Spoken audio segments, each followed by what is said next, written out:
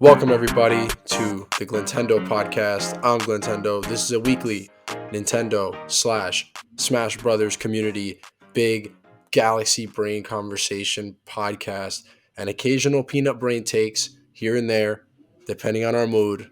This show goes up every Thursday for supporters on Patreon, then becomes free to all the following Sunday on Apple Podcasts, Spotify, Google Podcasts, everywhere that you listen to podcasts, YouTube. It's everywhere. Our usual thing is our usual schedule's been up in flux. Like sometimes we're on time and it's on Thursday, Sunday, just like I said. Sometimes it's not, and it's been very hard to keep everyone all the ducks in a row. But anyway, we have an awesome show this week.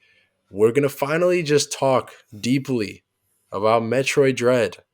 We're gonna do this in a very interesting way. First half of our conversation is going to be spoiler free. So if you haven't played the game yet or you're still on the fence about it, we're going to talk about it in a way that isn't going to ruin it for you. And then after that, we're just going to go all out with like just every spoiler imaginable. So we'll let you know when we're transitioning over that dividing line. And we have a bunch of other stuff to talk about before we get to Metroid. So joining me, returning champion, my good friend, Mr. Air Gordon, AJ, Mr. Metroid Super Streamer. At this point, which Metroid games have you not streamed, bro? I haven't played the Prime games. I haven't played Other M in general. Not even like on my stream. Just in general, I've not played Other M. You don't need to, I haven't bro. played Samus Returns, like the 3DS game. Yeah, if there are two Metroid games that you don't need to play, I would say it's Other M and Samus Returns. So you're doing fine. Yeah, I guess I haven't played the NES game on stream or the original like Game Boy version of like Metroid 2, but I don't know. I kind of don't count those because they're like remakes for them. And if I were to like I played Zero Mission, and if I were to try to play Metroid 2, I would find a way to get the 3DS version and stream that somehow. Yeah, for the uninitiated, Samus Returns, which came out on the 3DS, is a remake of Metroid 2, which came out on the Game Boy, and Metroid Zero Mission, which came out on the Game Boy Advance, and is an all-around perfect video game, in my opinion. That game is a remake of the first Metroid game on the NES. So it's weird because like they're very different remakes. Like they don't really replace the original. And if you want like the most pure experience, yeah, I would say that it's not like a remaster where you could just recommend it to somebody and they don't need to play the original or whatever. But like, I think the original two Metroid games are so bad. Like they've aged so poorly that I would never tell someone. Well. Yeah, like, and of course, like when the first one came out, it's like a revolutionary game. Fun fact: that game came out on my birthday, a couple of years before I was born, but still. Oh, nice. Yeah, I found out later it was on August 6th, like 1980 something, so years before I was born, but same day. But yeah, that game is like quality of life wise, like can't go back to that game. Dude, so it's just like. Yeah, like I've tried playing the original Metroid game. I think I had it on my 3DS. Same with the Metroid 2 Return to Samus. And it just there's so many good things that like the later games do correct that going back without those things is like so bad. Like a map. Like a map. how about just saving? Yeah, saving because saving. Yeah. I think you can save in the Game Boy game, but in the first Metroid, you had like the passcode system. Yeah, right. Like they basically that was before the first Zelda game came out on the NES. Or I think Zelda might have already been out, but it wasn't like Zelda changed everything because it was the first game to come with like a memory card built into the cartridge. So you could save your progress and continue. But like it didn't become a standard right after that because it meant that like the game would be more expensive or like more expensive to make. So they had this passcode system where you could pick up where you left off and it would kind of remember what power-ups you had and stuff. And it would just like that. I can't believe we used to play games like that. Like think about like writing down, like it was like a long passcode too. Like it wasn't just like 5 letters or it was like these long sentences, like sequences that you'd have to write down and then type it in the next time you played. Like, dude, I just can't believe we played that. We We I didn't play actually. Yeah, I meant we. dude, saving passcodes, like writing stuff down like that, is long before my time. Yeah, same. Like I meant we as in the human race. Like we were speaking for the I was speaking for the species. Like me personally, my generation was PS1 and N64. So like my earliest memories playing games are around that time and like the Genesis a little bit. But by then we had, I didn't have to write down like codes to like save, which is just unbelievable, man. I can't believe we had to do that. But Yeah. yeah, speaking of like old games So and the segue, I love and it. quality of life updates to old games like that. The first big thing we have to talk about, just like right up front, is that we finally found out from Nintendo like when we're getting the expansion pack for Nintendo Online, which comes with the N64 games, the Sega Genesis games, and apparently the new Animal Crossing DLC, the paid DLC, is going to be included in that. So if you upgrade to your membership or whatever, you don't have to pay for the Animal Crossing DLC on the side. So this is a big thing because on it, dude, I don't know if you know this, but like on the YouTube channel for the reveal of this pricing model and this Mm-hmm. expansion pack, it has like how videos always get like the ratio between like likes and Dude, down did it get likes. destroyed? Yeah, Did it dude, get it got bodied? bodied. It got Oh no. bodied.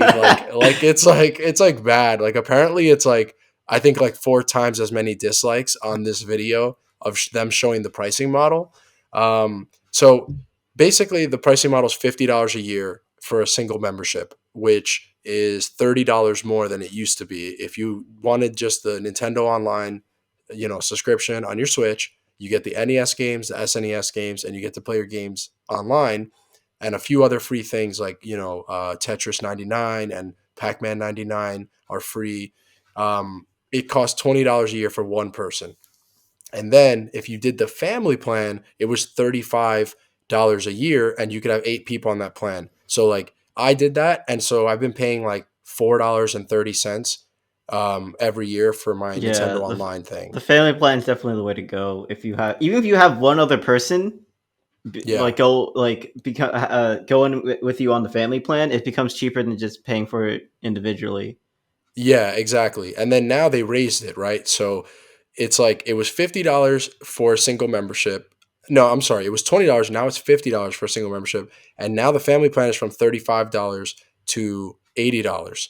So the way the math breaks down for that is like basically instead of paying the $4.30 that I've been paying because I have 8 people on my family plan, we're all gonna be paying $10 each, and so um, there's just so like people instantly trash this, right? And it's a very weird thing. I guess I'll get into my own thoughts later, but like, how do you feel about this? Like, in terms of just you personally, like, is this too expensive for you? And do you relate to like, or do you understand why people are so pissed off about this pricing model? Yeah, I think it's pretty bad. Like, especially you think about the way they present it, because they always talk about it in terms of yearly payments. Right. So especially for the family plan, it goes from 35 to 80. That's a $45 increase. That's more than the plan costs already. Yeah. Yeah, I didn't even think about that. That's Yeah. so true. And especially with the family plan, like that cost would be divided amongst like everyone in the group. So it would be, I think with my group, I have 5 people, so we each pay $7. But now we would go to like 16, which would more than double Oh my wow, my yeah. thing. I hope my off the top math is correct. Yeah, because it's five divided by 80 is 16. Yeah. Yeah. Okay. Yeah, we're good. We're good. Yeah, so that's also, you have to consider, like, what if not everyone in the family plan wants to upgrade? Oh Like, yeah, that's a good point too. Like, what if one guy, he's like, all right, well, I guess I have to get my single membership, and then now we can't have a yeah. family So plan. if you think about it like that, like, let's say you're on a family plan and you're dead set on getting your Nintendo 64 games on your Switch, then you would go from paying, like, let's say $7 a year to now paying $50 a year because you got kicked out of your family plan. You know what I mean? Oh Or you yeah, didn't get kicked out, actually, but like you really want it, and no one else, and you can't find other people. yeah, I didn't even think about that. I'm gonna have to deal with that myself because like I'm on a family plan with 8 people, right? And it's been something that I don't even think about, like $4.30 a year. Like I literally don't even remember. I don't even think I asked anybody to pay me back. Like it's on my credit card, and like I think 2 people paid me, and I just forgot about the other ones. But now I'm gonna have to deal with this thing of like I'll get into it a little later on like how I personally feel about this, but like I'm definitely going to upgrade, right? But now I'm Right. like basically forcing the 7 other people in my plan and be like, "Hey guys, so now you have to pay me $10." And $10 is definitely too much money. $10 each from 7 people, too much money for me to sweep under the rug and be like, "Yeah, you don't have to pay me." Like I'm not going to forget about that. So, Yeah, yeah, I will say I didn't think about that. people do like trash on Nintendo's online like service, and it is true what it offers like isn't the same as like PS Plus or like Xbox Live or Game Pass or whatever it is. But the counterpart I always think of is like if you get the family plan, it's literally like $6 a year or something. Like Yeah. not a month, a year. So Yeah. Yeah. I thought it was like I think that's okay a little bit like even like before this like okay like it what they give you isn't a lot but Yeah. it's not that much, so even though I don't give you as much as like PS or PS Plus, they're not making you pay as much. It still could be a bit more, and I was hoping this would be a bit more, but then Yeah. they put it behind a pretty big paywall. Like when I expected the Yeah. premium, I thought it'd be like, oh, it goes from like 35 to maybe like 45 a year, like $10 extra a year for like the family plan. And I guess maybe or I guess it'd be more, maybe like $20 extra a year for the family plan and like 10 for the single, like individually. But no, it's like a lot more than what I was expecting. Yeah, dude, I think I was like, I follow a lot of like game industry, like, journalists and YouTube channels and stuff. And this is way above what I remember a bunch of people were predicting, like, Nintendo's going to charge you a lot for this, right? And they would go, they're probably going to boost it like $15. And I'm like, oh my God, like they went up like $30. Like, they like literally were just like, all right, we're just gonna seriously jack this thing up, like way past the people who are like, people think they're overestimating with $15, and we're gonna double that. But yeah, so then where are you now in terms of like, are you gonna get this? You know what I mean? Like where? How do I you mean, were saying that you think it's way too high, yeah, but does it I is think it it's too out? Is high. it so high now that it's like it's out of range for you? Honestly, like I I have to think about if I was on the plan individually, and I don't know, man, because there are a couple games I do want on the service I want to play, particularly Banjo. Like I feel like Banjo Kazooie is a game that is right up my alley in Yeah, terms of like, cause I love 3D platforms. Like I love all the Mario 3D platformers. I love A Hat in Time. Odyssey is really great. I love Sly Cooper. I mentioned on the show before, but Sly Cooper is one of my favorite games. All 3D yeah. platformers, all really really good. And Banjo's just like if you're a 3D platformer guy, that's like a big like milestone for like the genre, and it's just missing for me. Yeah, same. So then are you gonna pull the trigger? Like is banjo enough? And also you gotta remember, it's not just like, for me, it's not just banjo, it's like also the games that are obviously they're gonna add some games later. The thing that sucks is that they've been so bad about like updating the NES and SNES lists. Like they update them very infrequently. It's not like PS Plus where every month for sure you're getting, 2 games or whatever for free. You don't know when they're going to add more NES and SNES games, and it's probably going to be the same thing with the N64 stuff. Dude, Like PS who Plus, knows? it's so good. Like I'm pretty sure on my PS4 I have the entire Uncharted series for free Yeah, because they had like the Uncharted like the Legacy collection for like the 3 PS3 games, and then like the fourth one that came out on PS4. Like different months were just on PS Plus. So yeah, I could play through that entire series. Well, I guess except for the handle games, but for like the main non-console games, if I wanted to on my PS4, and I didn't pay for it at all. yeah. So then, are you gonna pull the trigger? This comes out October 25th. That's like right around the corner. Like, are you just gonna? To be fair, if you think it's too much, you can keep your normal membership and still play all your games online. It's not like they're forcing you to upgrade. So in a way, maybe that's the fair part of it. I don't know. But like, are Yeah, you gonna no, do it? no, I'm definitely not. It's definitely the price. Also, as a consumer, my faith of them like updating it with like things I would want to play Yeah. is not like they had two chances with NES games. Although to be honest, I'm not interested in a lot of NES games. And SNES games, they still haven't like really wowed me with their selection. Like a lot of like they have some big stuff, like they have Super Metroid on there, but I played that before. I played it multiple times. Yeah. Yeah, So that's kind of I think where the issue kind of is, because if I had to predict why people have such a problem with it, like the first half of the argument is that a long time ago people decided Nintendo's online service is trash and it's never been good, right? And then you have smashers who just talk about how trash it is. But that's not really the case, because like, Smash is online is not as good as other fighting games because it's a Namco Bandai developed game. All the first party Nintendo games, they run really well online. Like, Arms has rollback netcode. Even Mario Kart 8 has rollback. Like, it's unbelievable that it does, but it does, and it runs great. Splatoon 2's online is awesome. So like all the first party Nintendo games except for Smash run really well online mostly. There's also some other bad ones, like Super Mario Party. The online is unbelievably bad on that game. So I'm not going to let them off the hook completely, but I think some people just already commit to the idea that they're online as like the netcode service. Like, I'm not even talking about like the freebies and like the expansion pack games, just the actual like how good is the quality of the online play in their games. Some people just like auto assume that it's trash when it really isn't. Like, most of their games are actually pretty good now online. It's not the Wii era it's where it also was like all bad. like people like when well, like if a bad match happens in Smash, and let's say it's not because of like other issues, everyone's wired and they live close to each other. Okay, so let's like Yeah, ignore the fact that this could be. Let's say it's just a good connection, and like the yeah, match is still bad. That's not like the online Nintendo online service. That's just the game's code and how it handles like packet loss exactly. and stuff. Yeah, People exactly. it's definitely trash. Not trash. Smash's online is trash. It's very not good.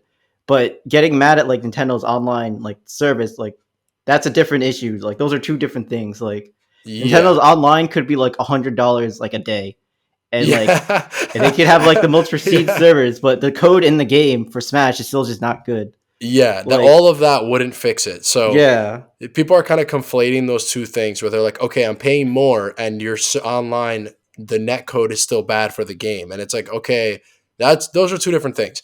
The other element of this is that people feel like they're not getting enough of the bonus stuff, um, in exchange for how much they're paying, right? So kind of like what you were saying, where you're like, okay, well, you're getting some N64 games. Like, we don't really know when we're getting more of them. The roster of the originals, it's kind of like a limited roster.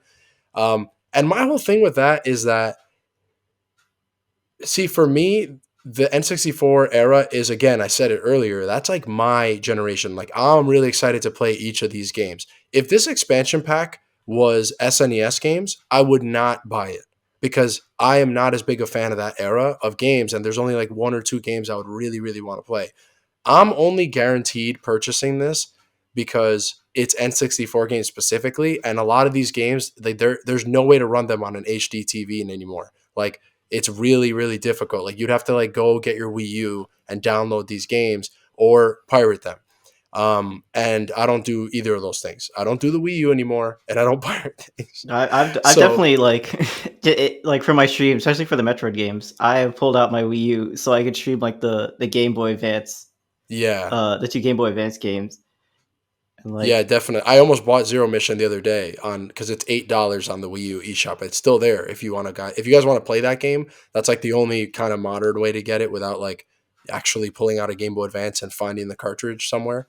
But yeah, the point I was trying to make was like, people feel like, the game selection that they're getting is like not as good, and I feel like part of the reason why people feel it's not as good is because, number one, we've bought a lot of those games in the past a million times before, right? So it's like the NES games and the SNES games.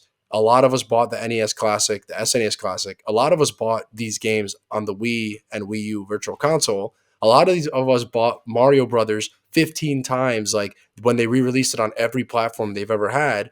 And so when you're kind of like trying to sell us on your online plan, and the most of those games are games that we've maybe already bought and played five other platforms, like five other times on different platforms, it doesn't feel as exclusive as like PS Plus giving you every Uncharted game or Final Fantasy VII remake for free. You Dude, know? it's crazy. Literally, it's Yeah. crazy. Like Final Yeah. Fantasy VII came out, and then a year later, they're just like, "Yeah, you can have it for free." Yeah. Like that's actually just insane. Yeah. But then to me, the N64 games are different because for me, I haven't bought the N60. They don't, the N64 era is when the NES and SNES is when those are the games that got the re-release the most, and they've been ported the most. Like you can play almost all the best NES and SNES games on your Game Boy Advance at some point, or your 3DS, or your Wii, whatever. But the N64 is a little different. Like it's been re-released here and there, and then maybe you have like the 3D All Stars collection for Mario 64, and like Ocarina of Time has been remade and ported 50 times, but a lot of the other games haven't, and so I feel like this is a little more exclusive. And in terms of the pricing, like, okay, I kind of underestimated how many people don't have 8 friends, because Damn. here's When you put it like the that, it's like it's your guys' fault. Make more yeah, friends. yeah, like dude, because for me again, like I said earlier, how my Nintendo Online thing, I forget that I pay $4.75 or whatever it is a year, right? And now it's going to be $10 a year because I guaranteed have 7 other people on my plan. I took that for granted. Like not everyone can do that. So I get that, like you pointed out, first of all, maybe not everybody in your plan wants to upgrade, but also some people don't have a full, family plan of 8 people. Like they only have 3 or 4. But for me, the math is basically just gonna be $10 a year. And I'm just like doing the math in my head. I'm like, oh, I paid $15 for some of these N64 games on the Wii eShop, and that wasn't a problem. So me getting access to a lot of them for just $10 a year for the entire library of that they have of the NES, SNES, and N64. At first, I was like, this isn't that expensive. But then I underestimated. Not everyone is like me who has like millions of friends. Like everyone's so popular that it's so easy to get. No, I'm just kidding. I'm kidding. But I did underestimate that like it's not easy for everyone to get a full family plan. And like that's kind of why for me it wasn't a big deal. But now I'm like, now that we're having this conversation, everything you're saying, I'm like, damn, this actually is kind of pricey, dude. Like it kind of is, honestly. Yeah, I mean, it happened to the executive producer Riz. He wants the N64 game, but no one in his family plan wants it. So he had Yeah. to. So he was familyless for a little bit, looking Yeah. looking for someone to adopt him into their new family. Damn, he was in a family that did not have a plan, guaranteed. The N64 games show up and they didn't have a plan for it. They just had to like literally reconfigure their lives and budget. But like the other thing is that we keep talking about PS Plus, right? And the other like comparison is like Game Pass, Xbox or whatever. And it's really not the same thing though. And like let me know what you think about this, because ever since like this got announced, this expansion pack, and everyone's been giving their feedback on it, everyone kind of compares it to PS Plus, and I'm kind of like, everyone's saying it's like it's too expensive, right? And in my head, I'm like, expensive compared to what? Because PS Plus, Xbox Game Pass, and Nintendo Switch Online are really different services. If you actually look at the details, they're not really comparable. Like I have a friend who thinks that PS Plus is too expensive because he has Game Pass, and he's like, bro, they're giving you 2 games for free a month. I'm getting every game for free all the time. So to him, it's like PS Plus seems ridiculous. But like the reason why I think they're so different is because Game Pass's model is you get unlimited access to all the games, to all the Xbox games, and you just pay a fixed rate for the year, right? And then PS Plus is different because they're giving you these select games for free twice a month, and you're paying for your online service, and there's other perks and bonuses for being a PS Plus person or whatever. And then Nintendo Switch Online is different because they're giving you these old games, which seems cheap. But then when you think about it, you're like, bro, if you added up how much it would cost you to get these old N64 games or to buy these SNES games, like one at a time, it would be very, very expensive. Even, you know what? Even if it wasn't like these games are rare and you're paying more because they're rare, even if they were like half the price of when they launched, like N64 games were, $70, $65 when they came out. If you were to buy them for $20 each, that's more money than what you're paying for Nintendo Switch Online. So I'm not saying it's not too expensive. Like again, this conversation where I'm like my opinion of it is kind of expanding as we're talking, but like sometimes I think about it and I'm like, is it how like expensive compared to what? Like how do you judge the value of this? Like I guess maybe if you don't value these old games, it's too expensive because you don't care about those games. But for me, it's not too expensive because I love those games. You know what I mean? Yeah, I will say PS Plus is $60 a year. So if you get the premium for Nintendo, like the single person plan, like I feel like that's $50, right? That's pretty comparable in terms of pricing.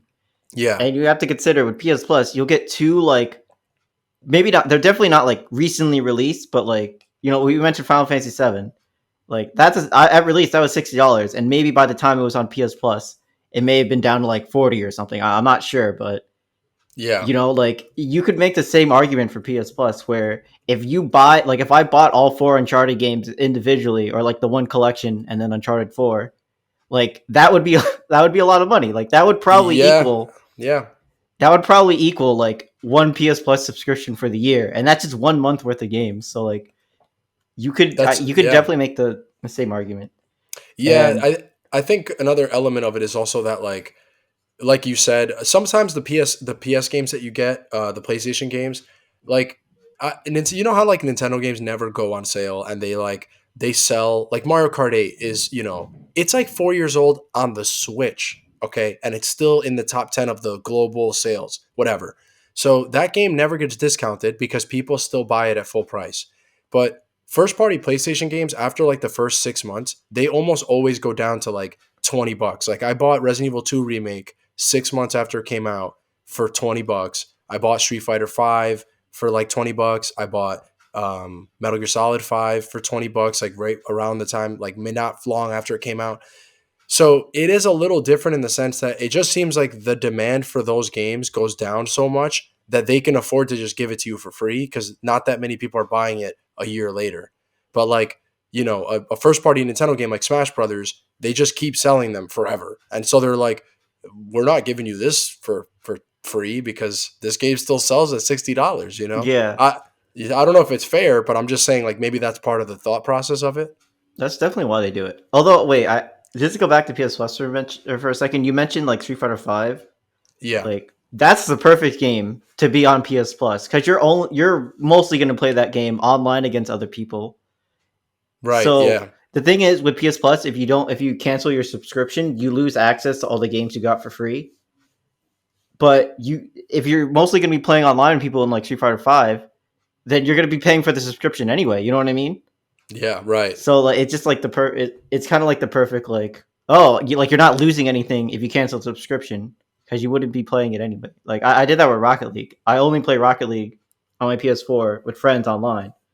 But if I stop, if I decided I don't want PS Plus anymore and I lose access to Rocket League, like well, I wasn't gonna play the single player anyway. So Yeah, I see what you're talking about. Yeah. I think it's interesting because like I think that the reason why I said it earlier, like some people already decided that, they're the cause that they're gonna champion for the rest of their life is that Nintendo's online is trash at all times, right? So those people can't be reached. So like it's not even worth talking to people who are too like biased one way or the other. And I know like I'm not automatically just shitting on Nintendo. So to a lot of people, I'm just like the biggest fanboy ever. Because like before we even have a conversation, if I don't automatically hate what they're doing, then I'm just a fanboy. That's how their brain works. It's like on or off, one or the other, black or white. But I think part of the reason why people are like not favorable to this is because again, like we bought a lot of these games before, and a lot of people pirate these games to begin with already. It's so easy to pirate NES, SNES, N64 games. So it feels like people are getting nothing. But a lot of my friends who aren't like hardcore Nintendo fanboys, they love this. They're like, wait, I can just pay I don't have to pay for each game individually. I get access to all the NES, SNES, and N64 games, like by just paying for one thing for the whole year, and I get unlimited access plus the online multiplayer functionality for each of those games. Like, I think we live in a bubble sometimes, like people like me and you, because we are super hardcore gamers and we're super competitive Smash players, and so like we're in this bubble where we only get that viewpoint. But I was surprised, like when I told everyone else about this, like my other friends, they were like, "Oh, that sounds like such a good deal," and I was like, "Oh wow, I was surprised you're so positive on it." Like, to them, these games are still very rare and sought after, and they don't want to go find them, and maybe they don't have their old N64 to pull it out, but they want to play these games. So I don't know. I feel like maybe that's part of the equation too. Is like there's the piracy element, and there's the element of like if you're a hardcore Nintendo guy, buying Mario 64 for the 80th time doesn't entice you. You know what I mean? Right. I will say the online multiplayer is like actually like a pretty good thing for the service because like a lot of emulators, especially like N64 emulators, like aren't too good with online multiplayer. So like there's a streamer I watch. He usually plays fighting games, but he decided to do like a Mario Party stream. And setting up like the N64 emulator was like kind of jank. And like if it crashes and like if people desync or something, then you have to like start over. Yeah. So like the fact that like it's under the assumption that the Nintendo 64 emulator works, like they got some heavy hitters like down the road they could release. Like obviously the Mario Party games, Mario Kart. Yeah. They already have Star Fox, like that multiplayer.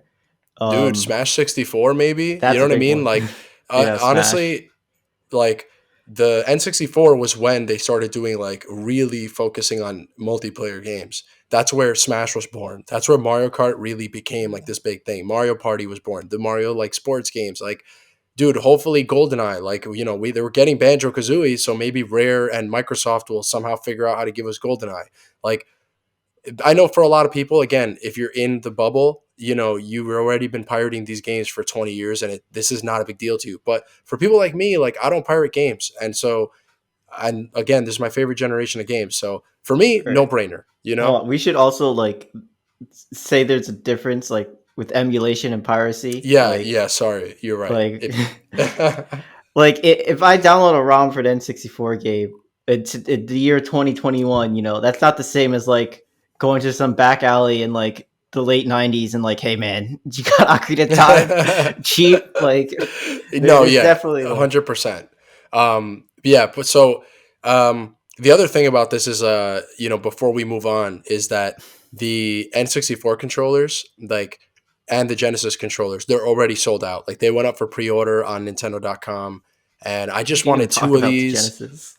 Yeah, like, I mean, just the Genesis is just like, again, I grew up with it, but it's just not as hype as the N64, man. The N64 is the headline of the show at this Yeah, point. at least for me, being someone far removed from the Genesis in its heyday, I care about the Sonic games, and you can Yeah. get Sonic 1 and 2 on the Switch for like $8 when they're on sale individually, and it's like not even the original game; it's like an advanced port.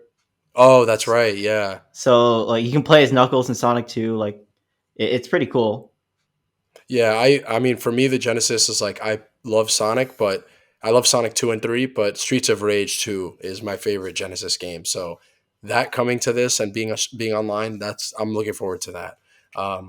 But yeah, so those controllers they're gone. I don't know when they're going to come back. Like it's going to be that standard, Nintendo thing where they sold out immediately and you're going to have to go through nightmares like to like freaking get those controllers. Eventually, I'm sure I'll get them, but they're $50 for the N64 ones, by the way. Built-in rumble confirmed. Has like a home button on the top, like some of like the Switch buttons that you expect are there, and it's wireless. So it's really cool. And like for me personally, I just want to play my favorite N64 games with that controller, with that alien controller.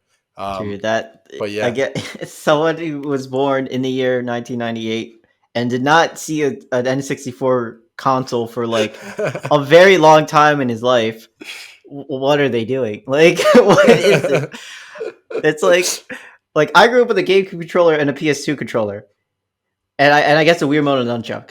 So like I don't like the freaking standard like boomerang shaped controller that is like everyone bases their controller off of. Even if you get like a third party like USB, like Logitech controller today, they're all in this one shape that has been standardized. That And then I look they at that and I'm like, invented. what were they thinking? Yeah. Oh my god. It's like they invented the SNES controller is basically the modern controller, except people added the prongs to it for your palms. But it's basically Right. that same controller generally. And then they were like, nah, let's make this Trident thing like maybe human hands just look different back then and in 1996, and we were, it's before our time or something, and we just don't know. Like you look at a history book and you see like human hands were like these three pronged things back then. That Dude, would have it's been like, hilarious. man, the '90s were different. Like, I Yes. don't even know. And so this is my Zoomer take. It's like, why would anyone want to play a game on that? It looks so weird to me. I know it's like a lot of people, like you grew up with it. That's Yeah, your, yeah. like, that's probably super familiar for you. But for me, it's just like, what the heck's going on here? Like, I'm just gonna use my Pro controller if I do play these games. Dude, it's so funny because when I think about it, it's when I look at the N64 controller, I'm like, oh, it's N64 controller, happy memories, And then when people like you go like have the reaction you just had, it reminds me like, oh wait, yeah, like that thing's fucking insane. Like how did we all just get used to that? Like I look at it without thinking it's crazy looking for, years. It's just like the most bizarre thing that just blended into the background of your life, and you walk past it a million times and never notice how suspicious it is. It is the weirdest controller of all time. But that being said, I love that controller. Okay, it's not my favorite controller, but still, I want to play those games on that controller. Um, and yeah, I'm gonna pull the trigger and upgrade day one because for me personally, again, I have 7 friends, unlike maybe some other people, and $10 a year for each of us is not that much. So for me, it makes sense. But if it doesn't make sense for you, I 100% get it. For me, like, what are the games? Like, I want to say Sin and Punishment. I want to play that. I think that's on the service. Yes, that's day one. Yeah, I want to play that, and I want to play Banjo.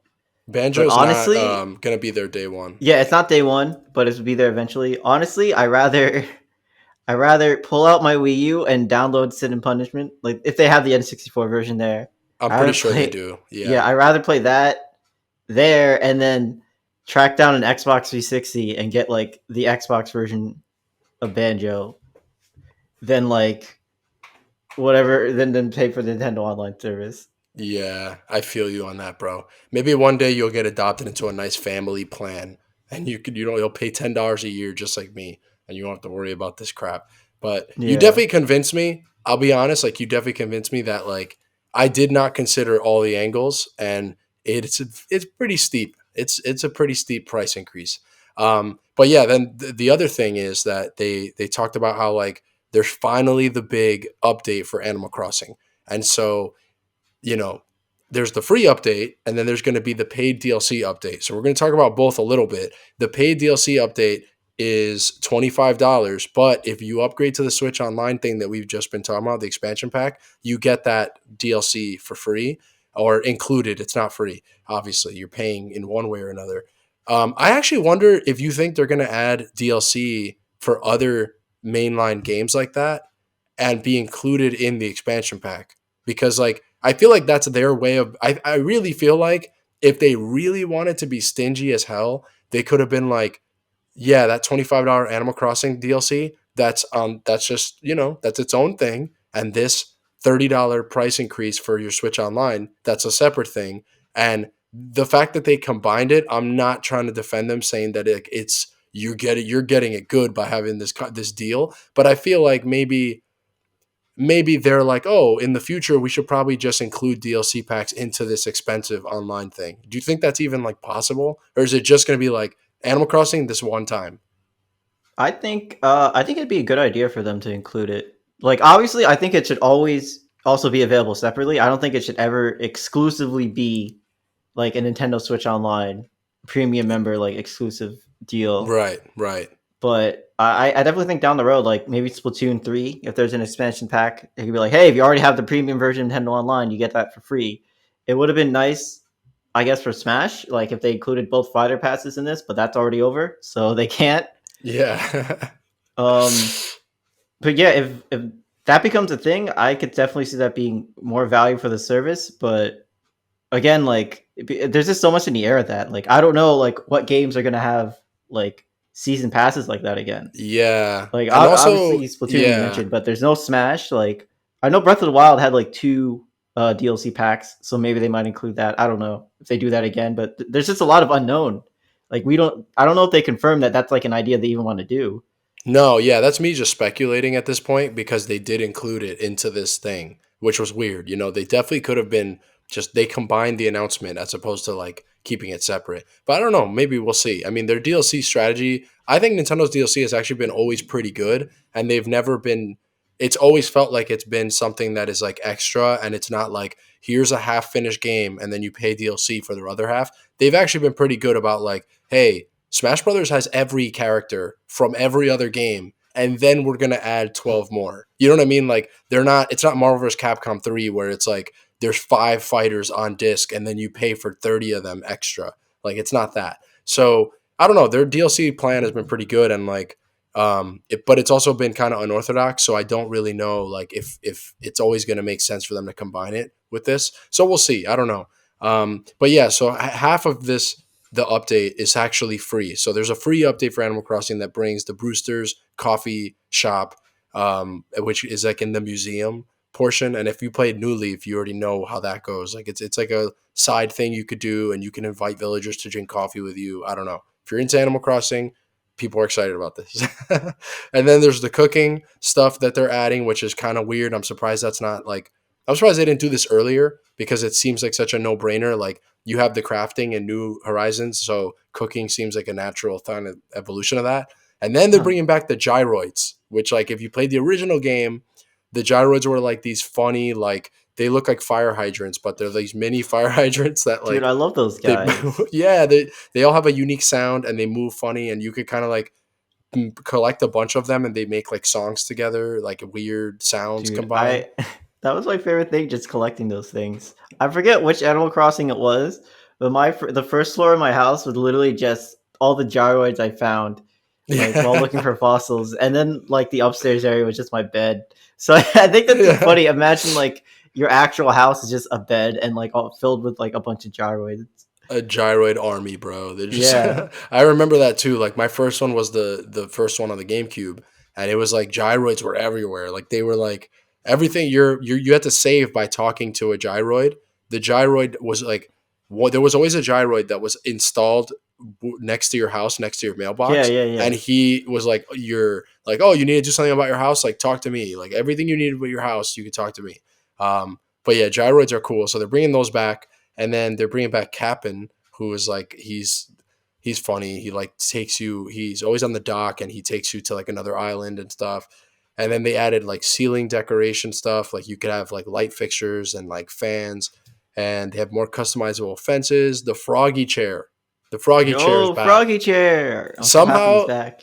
somehow they removed that from the game, the base game, and they had to update it to bring back the notorious froggy chair. I'm surprised people like were that like mad that they removed it from the game. Dude, I love the memes. The Froggy Chair memes are so funny. Yeah.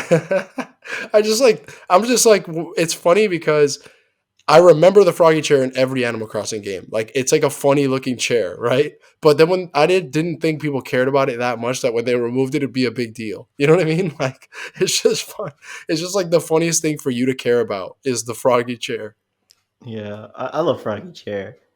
Yeah. That's And all I have to say on this because, yeah. like, I my thing with Animal Crossing is I played the GameCube one, the DS one, and the Wii one like a lot. Like, I really like those games. And then Yeah, when New same. Leaf came out on the 3DS, I got it, and I wasn't like vibing with it. So I'm like, oh, maybe maybe I just kind of outgrew this series. And New Horizons looks cool. Like, I think a lot of the additions they added make sense considering like the kind of game it is.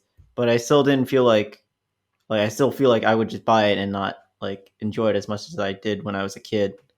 Yeah, so So I was gonna ask you, like I know you've played Animal Crossing games in the past, but I actually don't even remember if you were one of the many people who like in our friend group and whatever who last April when that game came out in the middle of the pandemic, like automatically bought it or whatever. So you never got New Horizons on Switch. I never did because Okay. I just assumed that maybe these games just aren't for me anymore. Which is fine. Yeah. Our taste grows and changes as we grow up and stuff. I'm gonna be honest, dude. You're right because I was reluctant to buy that game because I felt the same way that you did. I'm like, dude, I already played thousands of hours of those games and I feel like they don't change them enough. And then I kind of just caved eventually and bought New Horizons. I actually think somebody got it for me as a gift because they knew that I was holding out on buying it. And I don't necessarily regret getting it. I still put a lot of time into it, but man, it's just like once you've played one of those Animal Crossing games a lot, there's not really a big jump between them. And it's like, it's not always their fault. Like, it's hard for them to mix up that formula. It's a very strange game in that way. But yeah, I'm kind of with you where I'm like, I'm not really a big Animal Crossing guy anymore. I used to be like the GameCube one and the DS one. Those were like they changed my life. Like I love those games. But the newer ones, it's just I think the time has passed those games by sometimes. It just feels like I've done everything. I've planted all the fruit trees. I've chopped trees down. I've upgraded my house. I paid Tom Nook a million times already. Like I'm done doing all of that. Like all of that stuff I'm done with. So then we'll talk about let's talk about the paid DLC and then we'll get back to like how we feel about the series because basically I want to figure out if any of the stuff that they just added is good enough to bring you back to the series or bring me back to New Horizons. So just really briefly, the paid part of it, we already covered the free stuff that you get. So everyone's getting, the gyroids and everything we just talked about. But then if you pay the $25 or you have the Switch Online thing, you get the Happy Home Paradise DLC, which is like now they have this extra like it's a big expansion where you go to a tropical island and there are a bunch of like villagers there and you have to design homes for these villagers.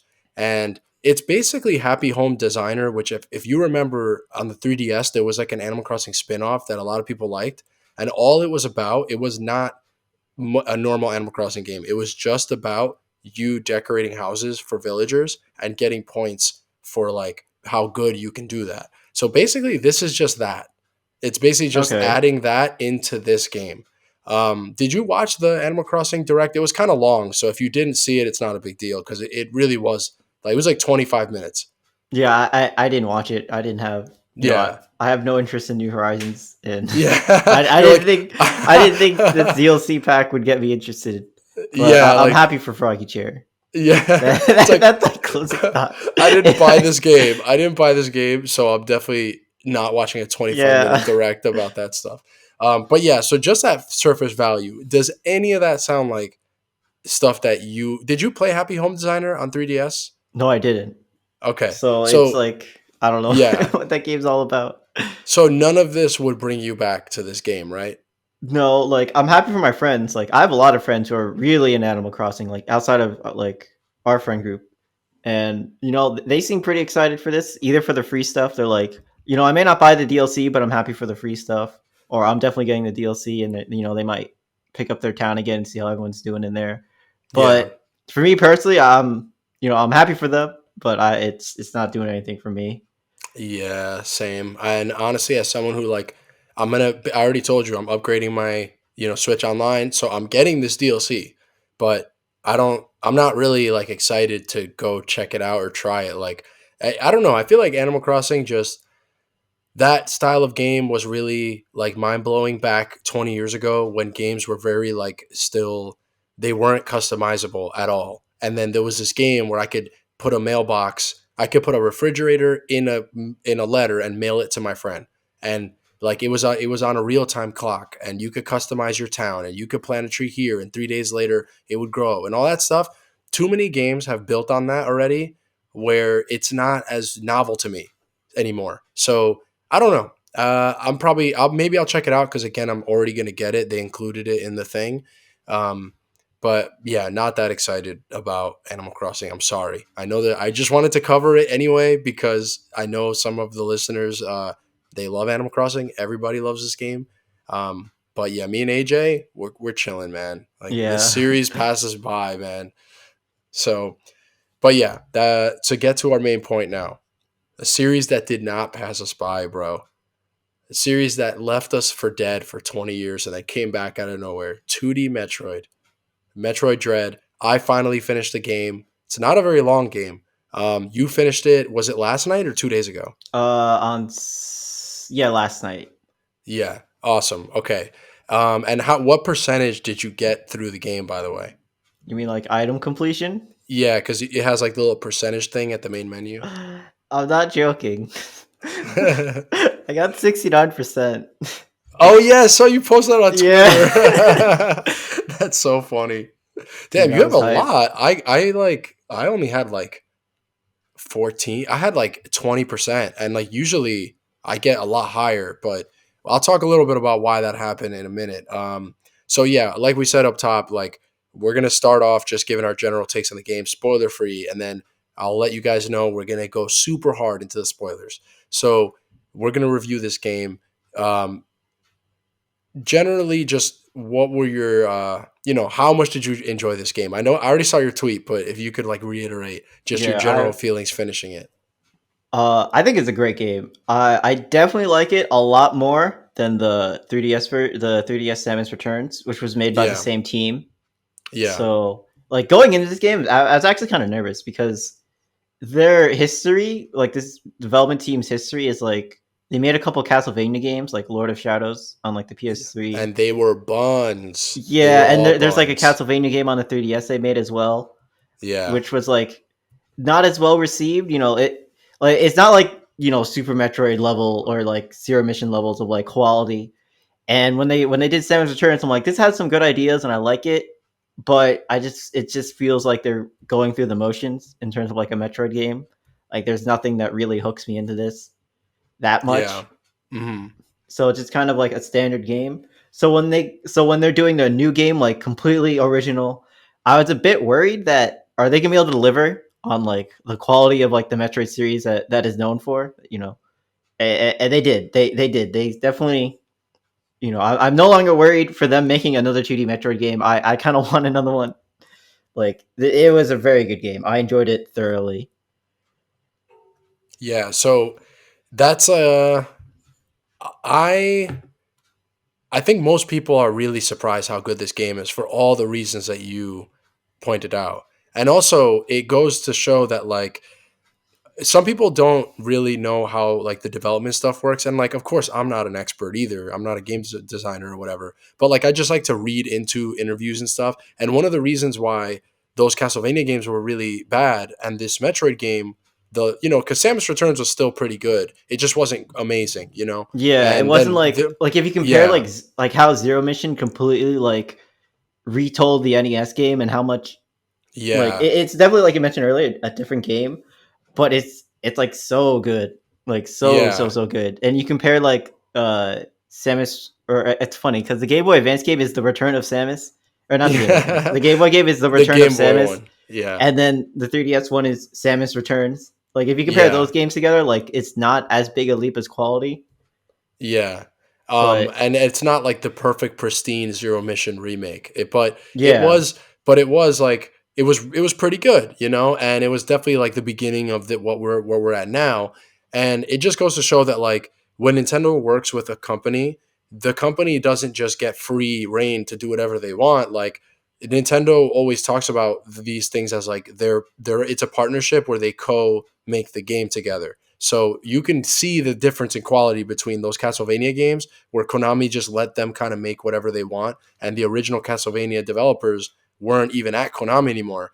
Whereas with Samus Returns and Dread, the original Metroid people are still involved. They're just not like doing the day to day of like, developing every asset and like programming every monster, and like the technical stuff is what the team is doing.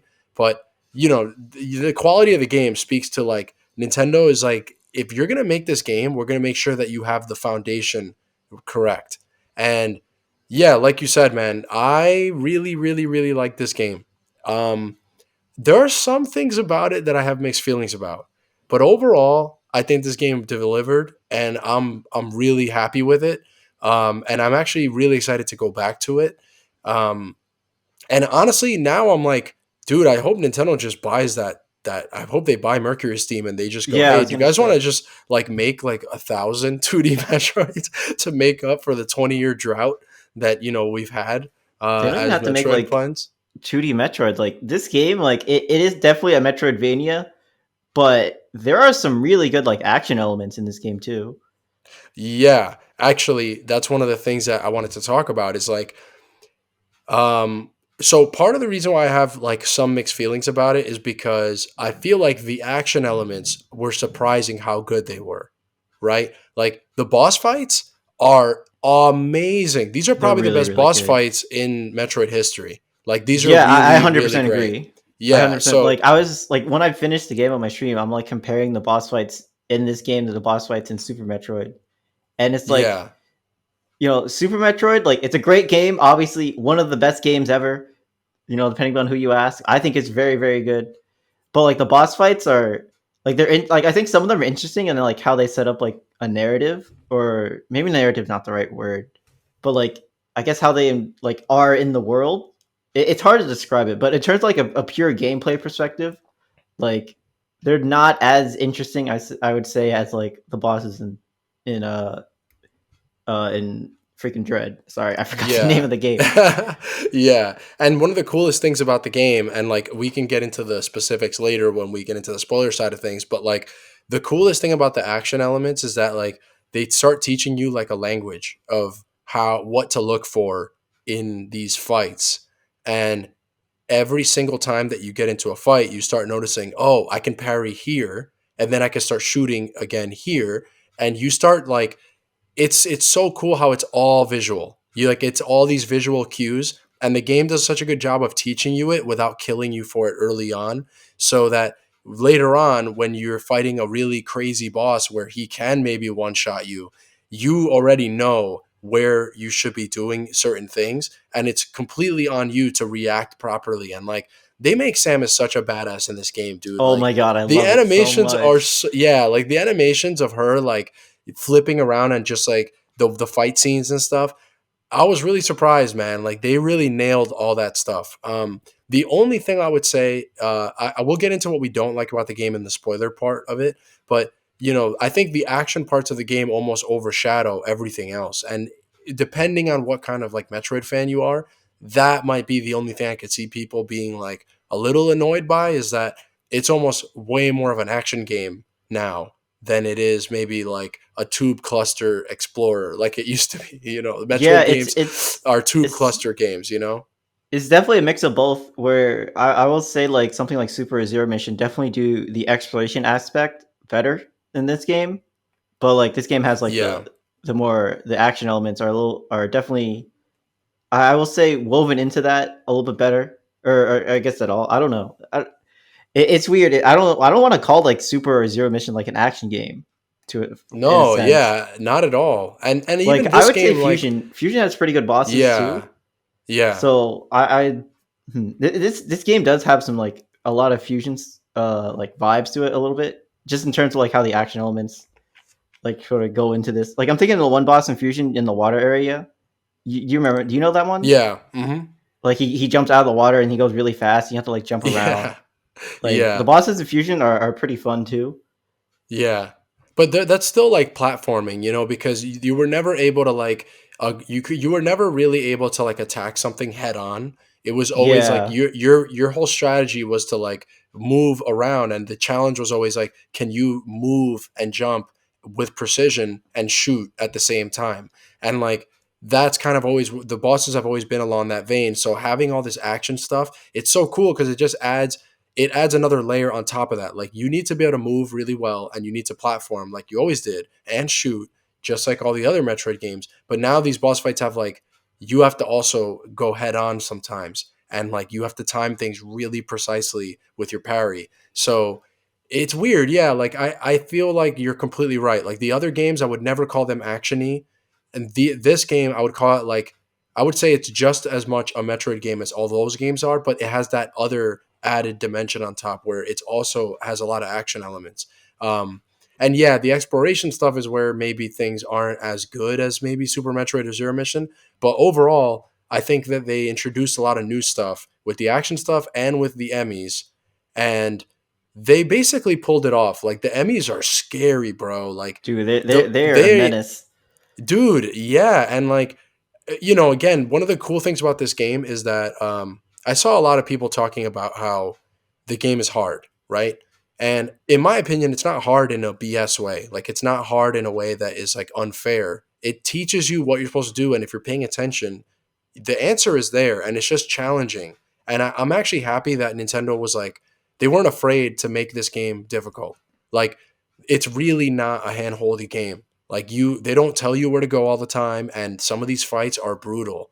And for some people, I'm sure maybe if you're not as familiar with Metroid games, or you know maybe you just don't like games to be as challenging, it's going to be hard. If this is like a kid, I would never buy a kid this game, like a 12-year-old kid. You know what I mean? I just don't think I think it would be way too hard for him.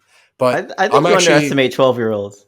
maybe, or even just like an 8-year-old. Like I think if I was, if it was my first video game or like one of my first video games, I think it would be too hard for me. Yeah, I agree. This is definitely not like a like 8 and under, like that kind of age Yeah, range. Like I don't think I wouldn't give them Metroid Dread. I would be like, hey, you like Odyssey? dude. You know, look at Mario. You Yeah, got that. very forgiving game. Even like a Yeah, 10-year-old man, like I don't know, maybe my concept of a 10-year-old is like out of whack, but I like the fact that they were like, dude, not every Nintendo game needs to be, you know, like super accessible in that way. Like this is a game that it's not necessarily super hard at the beginning, but there are going to be moments that are dreadful and hard, and like the Emmys can kind of like they really, really, really start to get aggressive towards the end of the game, and it's like dude, there's one of them, no spoilers, but like just so AJ knows what I'm talking about. There's one where like he literally can like see you like through a wall, and like that guy, he drove me crazy, bro. Like the Emmys get really, really dreadful. But the point is that like I like that I feel like for too long a mature game meant that the story elements and the art style were gritty and realistic, and there was like 20-minute cutscenes, and it's dramatic, and it's like a movie or an HBO show. yeah, For me, that's been the definition of a mature video game for a little too long. And I like when games come along, and there's a bunch of them, not just Metroid, but like I like that Metroid is like this is mature in terms of gameplay. Like you have to be intelligent, and you know you have to pay attention to play this game and beat this game, and we're not gonna like make it baby mode for you. And yeah. in a lot of ways, I'm surprised that they commit that hard to it.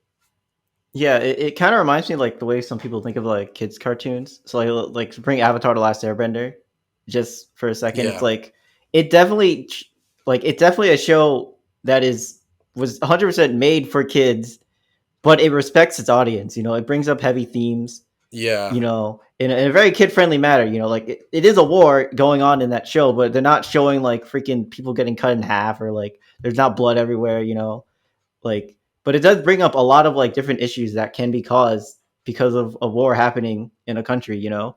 And you kind yeah, of have to like maybe as a kid some of that stuff might just go over your head, but as an adult you definitely notice that stuff. But yeah, yeah. I guess the point of this tangent is that the Avatar respects its audience to like that you guys are going to be smart enough to figure out some of the themes that were going on here.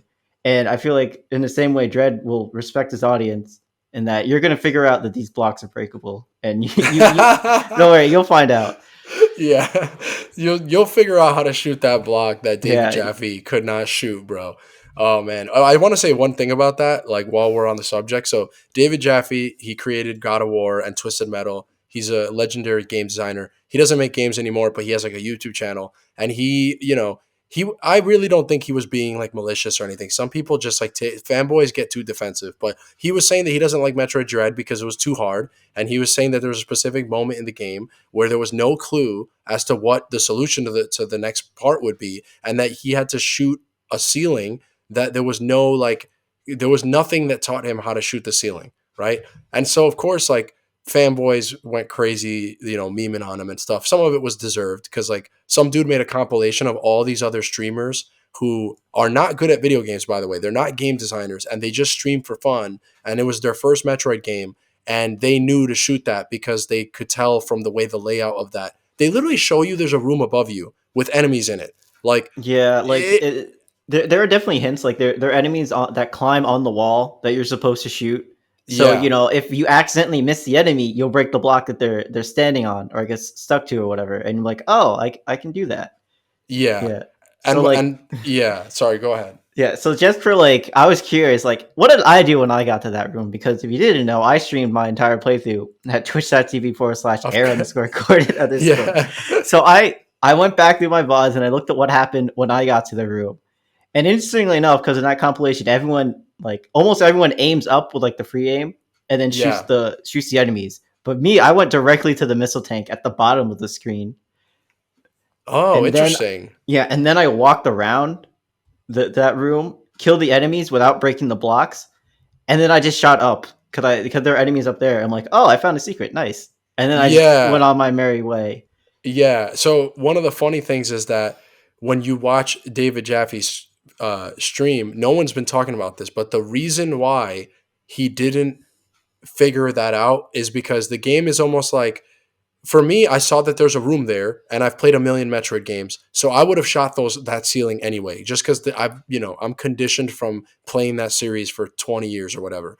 But like the way the game is actually like hinting at it is that they want you to shoot the enemy that are crawling on the ceiling, like you just said, and then by accident you discover the ceiling. It can break because that's what everyone was doing when you see this montage of Twitch streamers. They're discovering it by accident by shooting diagonally. The reason why he didn't figure it out is because he wasn't using the aiming button where you can shoot diagonally. If you watch his stream, dude, he was playing it like it was Metroid on the NES. He was literally like jumping and shooting straight ahead of him the entire time. So you can't shoot the ceiling if you don't aim up, and he was never aiming up or diagonally. He was never using the button they taught you to use at the beginning of the game. And like, if you're not using that button, you're just not going to figure it out. So I just thought that was funny, and I honestly forgot where we were. Um, but yeah, Dread was cool because we're talking about the difficulty stuff, right? Yeah, So difficulty. I think if you want like a mature, gameplay driven Nintendo game, this game is really cool, and it's challenging in the right way, in my opinion, and it's really fun to explore. There's cool power ups.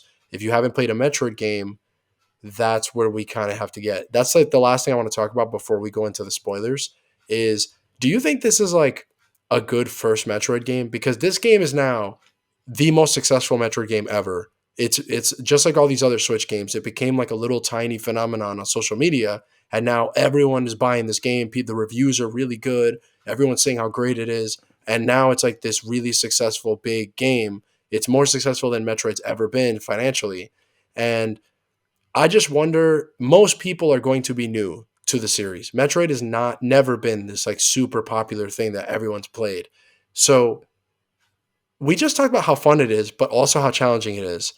Do you think, like, me and you are pros? Like, we played every Metroid game, but like I don't know if I would recommend this one as the first Metroid game if you've never played one before. I think you could recommend it. Like to me, the good entry points in the series are, at least for 2D games, is like Zero Mission and Fusion. I think one of those two should be your first, just because like Yeah. in both of those games, especially Fusion, but they have like markers telling you where to go on the map. So I think it definitely helps giving you a little bit of guidance in these like this giant labyrinth of a planet or space station that you're in. Um, and then after that, you should play like Super, because Super they definitely literally just put you on the planet, and through really good game design, they just Yeah. kind of slowly nudge you in like correct directions. Yeah. So I don't know, man, because you know what I would say? I'm gonna say this. If you are an adult and you know, you're not like you're not like super bad at video games. Like, you're just either average or you're really good at video games. I think you can start with Dread. And like, story wise, we're gonna get into the story stuff a little later in the spoiler part of this, but like, story wise, you don't need to have played all the other games. They actually give you like a recap of the things that are relevant to this game at the beginning. So you don't even need to play the Dude, other I love games that story recap wise. so much. Yeah, we're gonna talk We'll get about that in into a it later. second. Yeah. Um But yeah, so I think you could start with this game if you're an adult. I think the only person I would not recommend this game to is if you're like really young and like I'm just thinking of myself like when I got an N64 and I was like 10 years old or something, and the games I got, some of them were way too hard for me. So like Metroid Dread is not a good like first game for people who are really young. In that case, just play Super Metroid on the Switch Online service, and play Dread after that if you really like Super Metroid. But yeah, I'd actually disagree with that. I think you should play Dread before Super, why? because I think even in the beginning, Dread isn't as like explicit with like how it tells you where to go as like Fusion or Zero Mission, where you literally have a marker on the map. But the beginning area is like pretty hard in a sense to Yeah, get lost, where like where like the game will like nudge you very a little bit too much in like certain areas where you're supposed to go. So like I will say at least in like the first area, once you leave the first area and the game starts to open up a bit more, like you get a bit more freedom. But like specifically in that first like area, you are very much like once you like unlock a new path, like the path behind you kind of closes off a little bit. oh yeah, yeah, So yeah, I think yeah. Dread would, yeah, I would just say I'd say Dread is better as a first game just to get into the series compared to Super, because I feel like Super you can enjoy it a lot better when you have some sort of experience under your belt. But it's not a bad place to start. I just think like you will get the most out of Super if you have like fusion with any of the other, or if you have experience in any other games. And if Super is Yeah, your first game, I would say definitely play it again. Because like the second playthrough, if you there are some things that annoy you, you might have liked the game a lot better the second time. yeah. Actually, it's weird. My first 2D Metroid was Fusion. Yo, Um, same. and then I got Zero Mission basically because I just got them like I wasn't even like I was not alive, I don't think, when Super Metroid came out. I don't even remember what year that Yo, was, but same. like yeah, like for me it was like I just got the Metroid games that came out when I was alive, and in chronological order it was Fusion, Zero Mission, and then Samus Returns, and I played Super Metroid somewhere in between there on the Wii Shop channel or whatever. But yeah, so that's our spoiler free section. We recommend this game. It's awesome. Exploration, platformer, shooter, action stuff, cool sci-fi, space stuff. Play the game. Challenging boss fights. It's awesome. Now let's get into the spoiler side of things, where we could just talk about anything. Okay? If you haven't beaten this game, come back later when you have. We're literally gonna talk about everything. All right, so um, what's like I want let's just start with like the thing that you were saying earlier is like the beginning of the game where they recap the kind of previous Metroid games and they bring you up to speed with like what's going on in the story. I'm gonna be honest, dude. You already know, like when it comes to games, I'm mostly focused on gameplay, and Right, yeah. I actually really like, I like story in games. I just don't like games that they only exist to tell the story, and the gameplay is not very very good. So Metroid to me has never really had like a crazy story that I was into. Like Super Metroid and Metroid Prime are top 5 video games for me ever, but I can't really tell you what the story is. Like, I don't even care. It's about my experience. Like, I felt like I was stranded on that alien planet and I was exploring it. And it's like my personal story is the story of it, right? Um, but with Dread, I was really surprised, dude, because one of the things that really motivated me to play this game is how good the beginning story elements were, and I'm not used to like being impressed by that. You know what I mean? Like maybe in some ways the bar is low, but again, it's not something that series has ever really focused on. So right in the beginning, they talk about, it's kind of funny because the beginning of the game, the premise of the game is, hey Samus, you have to do this mission because you're literally the only person vaccinated. Like right in the Yeah. beginning, Oh right in the yeah. beginning, that's like the beginning of the story. Is like, yo, this whole universe is anti-vaxxers, bro. Can you go to this planet, handle this problem? Because you're the only one vaccinated against the X parasite. So Yeah. the very beginning of the game is like in Fusion, Samus got attacked by this X parasite, and the X basically it binds to you, and then it kind of like can copy you completely and your thoughts and your memories, like a complete perfect copy of you, the X can do. And Samus goes into, like grave danger and she's about to die. and they realize the only thing that defeats the X parasite are Metroids. So they take a Metroid and they create a vaccine from it and they give it to Samus, and she survives this horrible, attack from the X. And then that was Metroid Fusion. So then fast forward to this game, the beginning of the game is like, hey, you got to go to this planet because we saw that there are X parasites there and we need to eradicate them. And you're vaccinated, yo. The rest of these Yeah, dudes are and anti-vaxxers. They don't it's want like, Metroid vaccines. yeah, they're like, we sent these robots to do it, but they kind of messed up. So you gotta see if the robots are doing Yeah. okay, and also maybe destroy the X parasite while you're there. Yeah. And then, of course, when Samus gets to the planet, right, they do the stereotypical Metroid thing right in the beginning where it's like, we need to figure out a way to get rid of her powers, right? And it's become a joke because, like, some of the games do it in such a stupid way. Like Metroid Prime, right in the beginning of that game, Yeah, that's probably she the worst literally offender. she literally gets like she there's a ship exploding, and as she's escaping, one panel of it blows up and shoots her against the wall, and she gets hit by this wall so hard that she loses all her powers. It's like the worst Yeah, way that's to the nerf worst her. one. Yeah. But then Fusion this probably makes the game, most sense because they like, we had to surgically remove parts of your suit in order to save your life. Like yeah, that that one was makes the an most sense. yeah, and it's also like really cool looking. Like they show you like her in the medical unit and they have to give her this other suit, which raises all sorts of weird questions. Like, is she binded to the suit after that? Or I don't know. But anyway, this game does it in a really cool way. You show up and there's this, mysterious figure, this giant Chozo guy, and he just bodies Samus. Like 3, 2, 1, go, they fight. This is the very beginning of the game, and he just bodies her. And then she goes black, and she wakes up, and now she has like a depowered suit, and she has no idea what's going on, and neither do you. And then you need to figure it out as you go on. I thought that was so cool because it was like they found a way to nerf her and make her lose her powers, but they also found a way to like make it so that it's a mystery that you're trying to solve how it happened in the first place, and that way it does two things at once and you're motivated to like play the game and figure it out. It's kind of like Breath of the Wild in that way, I guess, maybe a little. But what did you think like when you saw that opening cutscene and it's like she's fighting this weird thing that we still don't even really know what it is? It looks like a Chozo guy. Dude, all right. I have to backpedal just a little bit because the part of the cutscene that got me the most hype was when they recap what happened in Fusion. Yeah. Because Fusion was my first Metroid game. I actually played it on the 3DS. Because if you bought the 3DS at launch, it had like no games on it. Oh So Nintendo yeah. was like, "We're sorry. Take some free games that you can like free older games."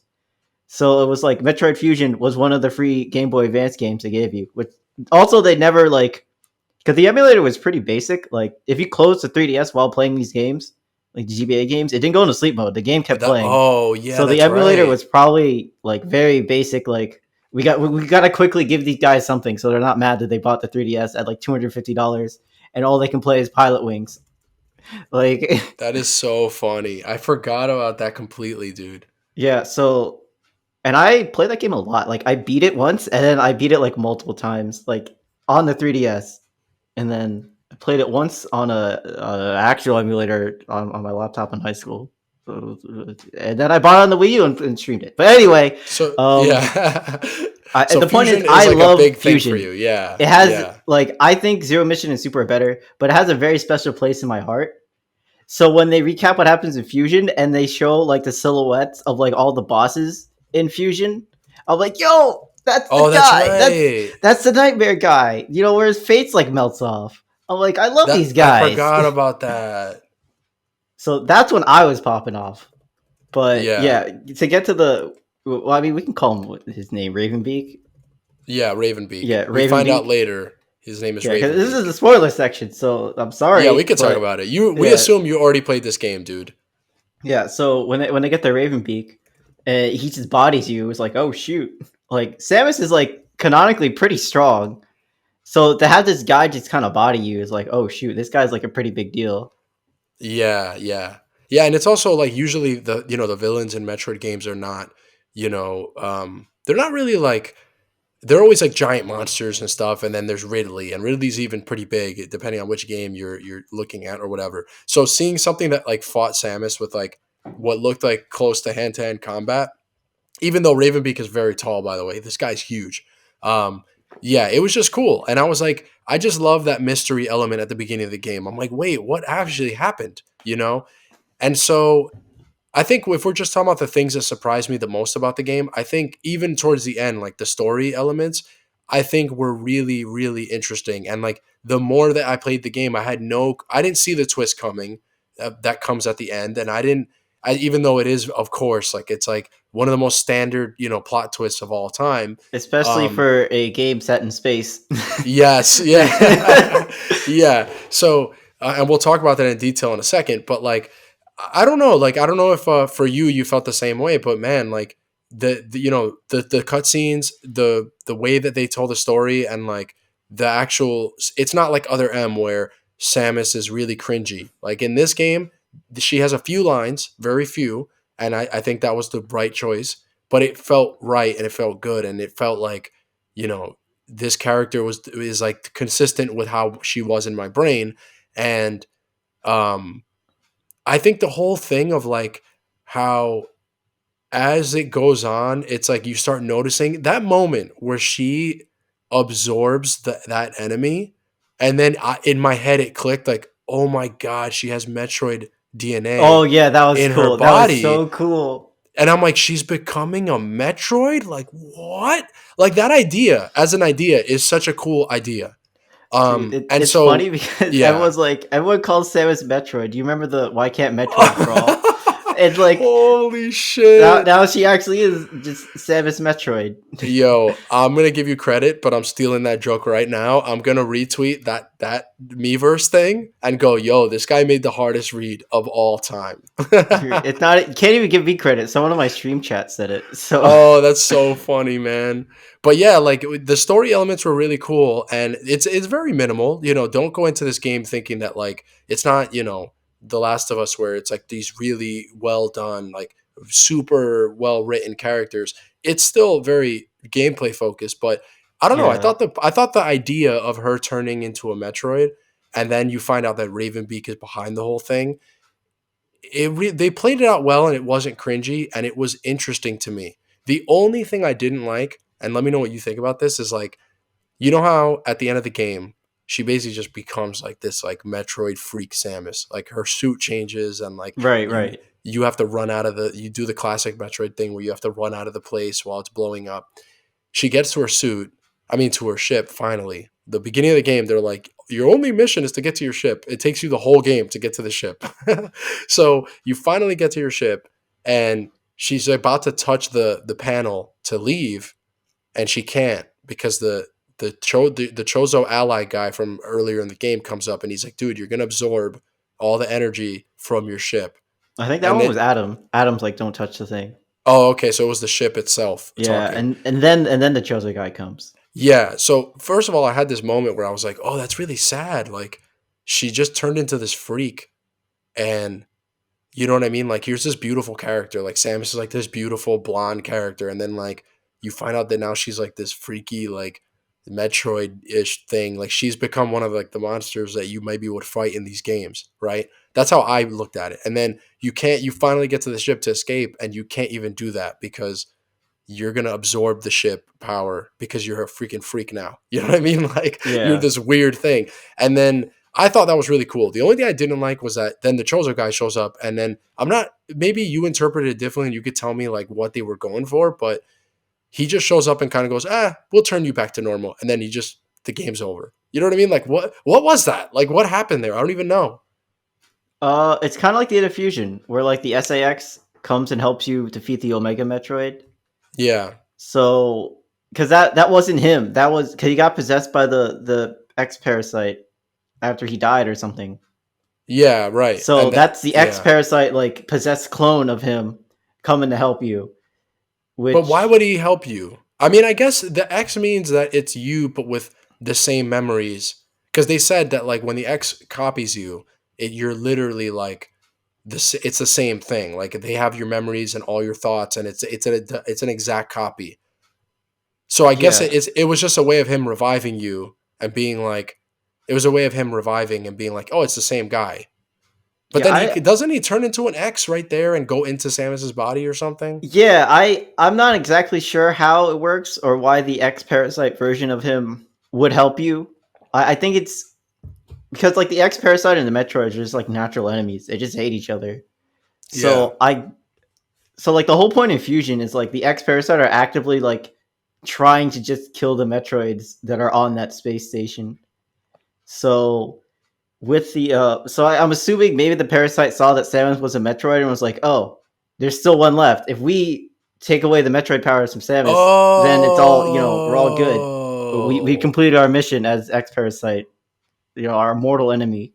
I didn't even think about that. Okay. Yeah, because that whole moment happened so quickly that it was like I wasn't really sure what it meant. It Yeah, was I was very also weird. confused too.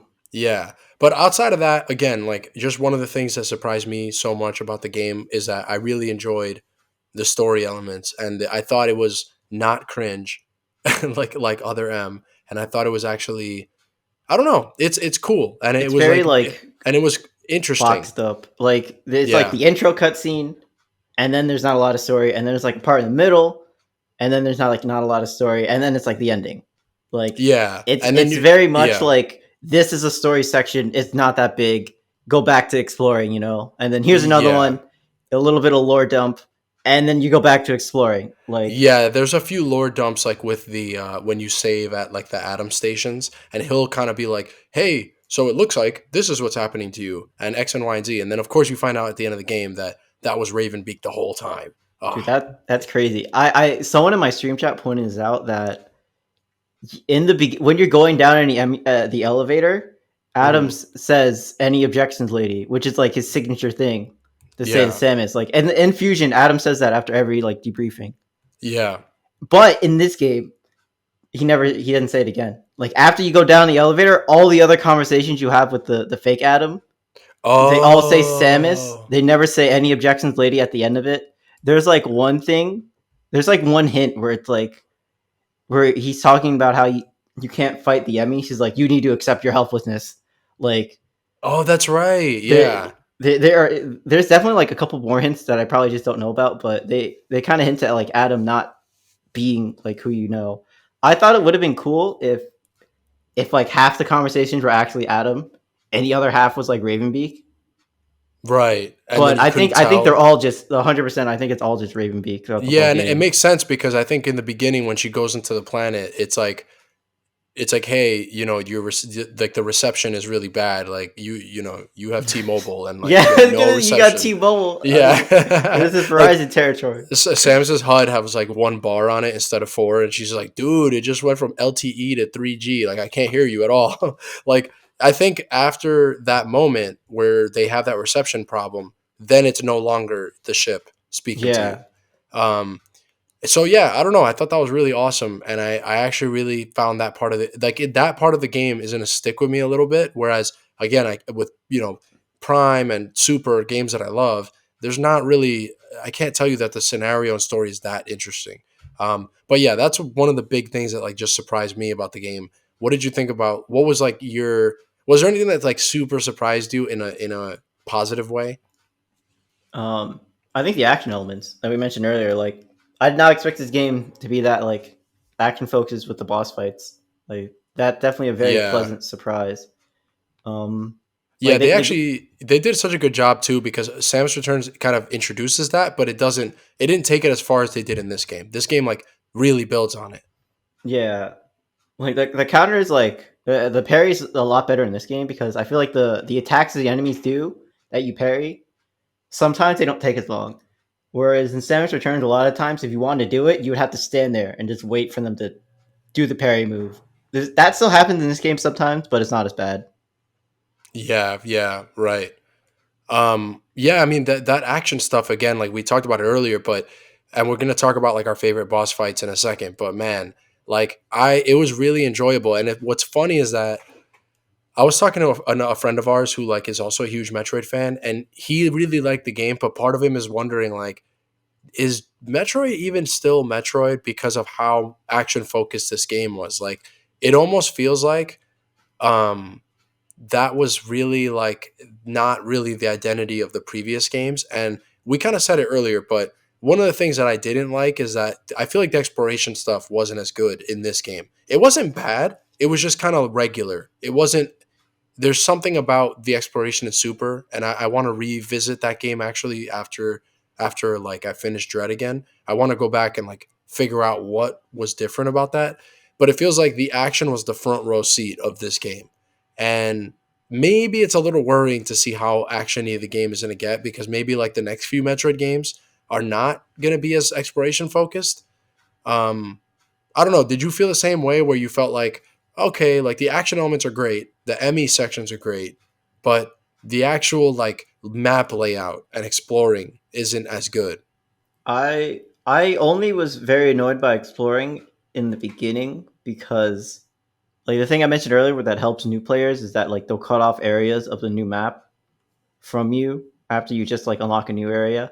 So there'll Oh, be a that's lot of right. like one block like high gaps and they'll be like slightly raised so you can't slide into them and that prevents you from going back. So a lot of times I would get an upgrade and be like, "Oh, I can use this upgrade back here in the first area to get a new item." And I would try to walk there and I couldn't Oh, because yeah, right. like they cut that area off from you. I'm like, "Man, this is kind of annoying." And it just kept happening.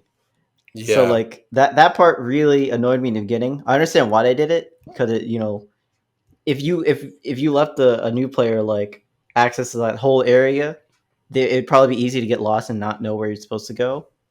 But you can still have both. Like you can have more free reign, and you can have like the ability to let so you can have free reign, and you can also still push people in the right direction.